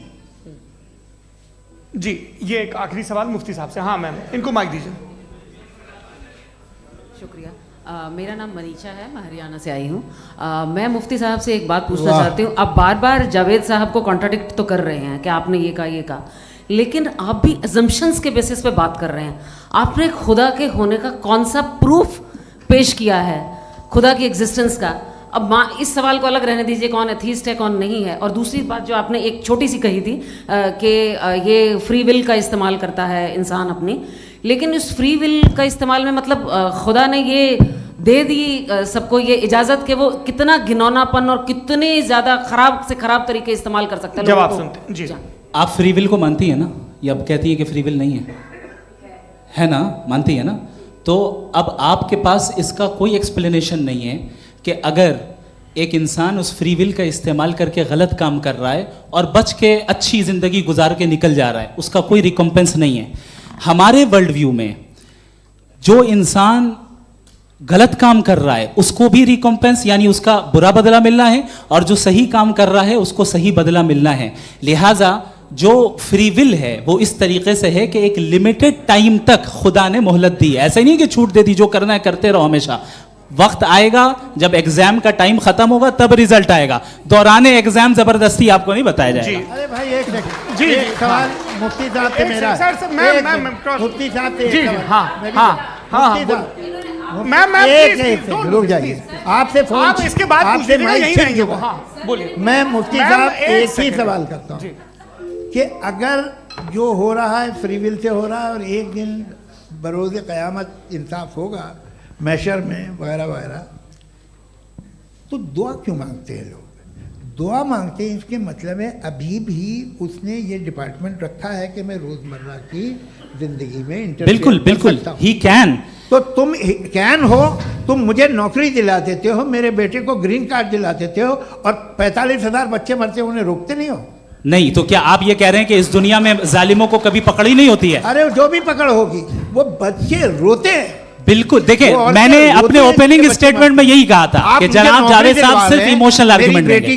This is an emotional argument. ये छोटे मोटे इसके पीछे का रीजन मैंने बताया क्या है, देखिए मैं इसके पीछे का रीजन क्या है मैंने बताया। मंच से आप लोगों को सज्जनों इसलिए कह रहा हूं ताकि थोड़ा सा आपके कॉन्शियंस पे जोर रहे कि आपको ऑर्डर बचा के रखना है। वक्त तय हुआ था, ये वक्त पूरा हुआ, आपने इतने धैर्यपूर्वक सुना, मैं आप सबका बहुत बहुत शुक्रगुजार हूं। यदि इन दोनों विद्वानों की इच्छा होगी तो कभी हम इस बातचीत का राउंड 2, राउंड 3, यही तो देखिए खूबी है इंसान की कि बहस मुबाहसे में वो पड़ा रहता है। आप लोगों ने बड़े धैर्य का परिचय दिया, बहुत बहुत शुक्रिया। इसी के साथ ये बातचीत यहाँ पे समाप्त होती है। आप लोग को मैं एक बात बता दूं, ये सारी बहस हो गई, अब मुफ्ती साहब और बड़े मुफ्ती साहब इन साथ के साथ मैं खाना खाने वाला हूँ। अच्छा।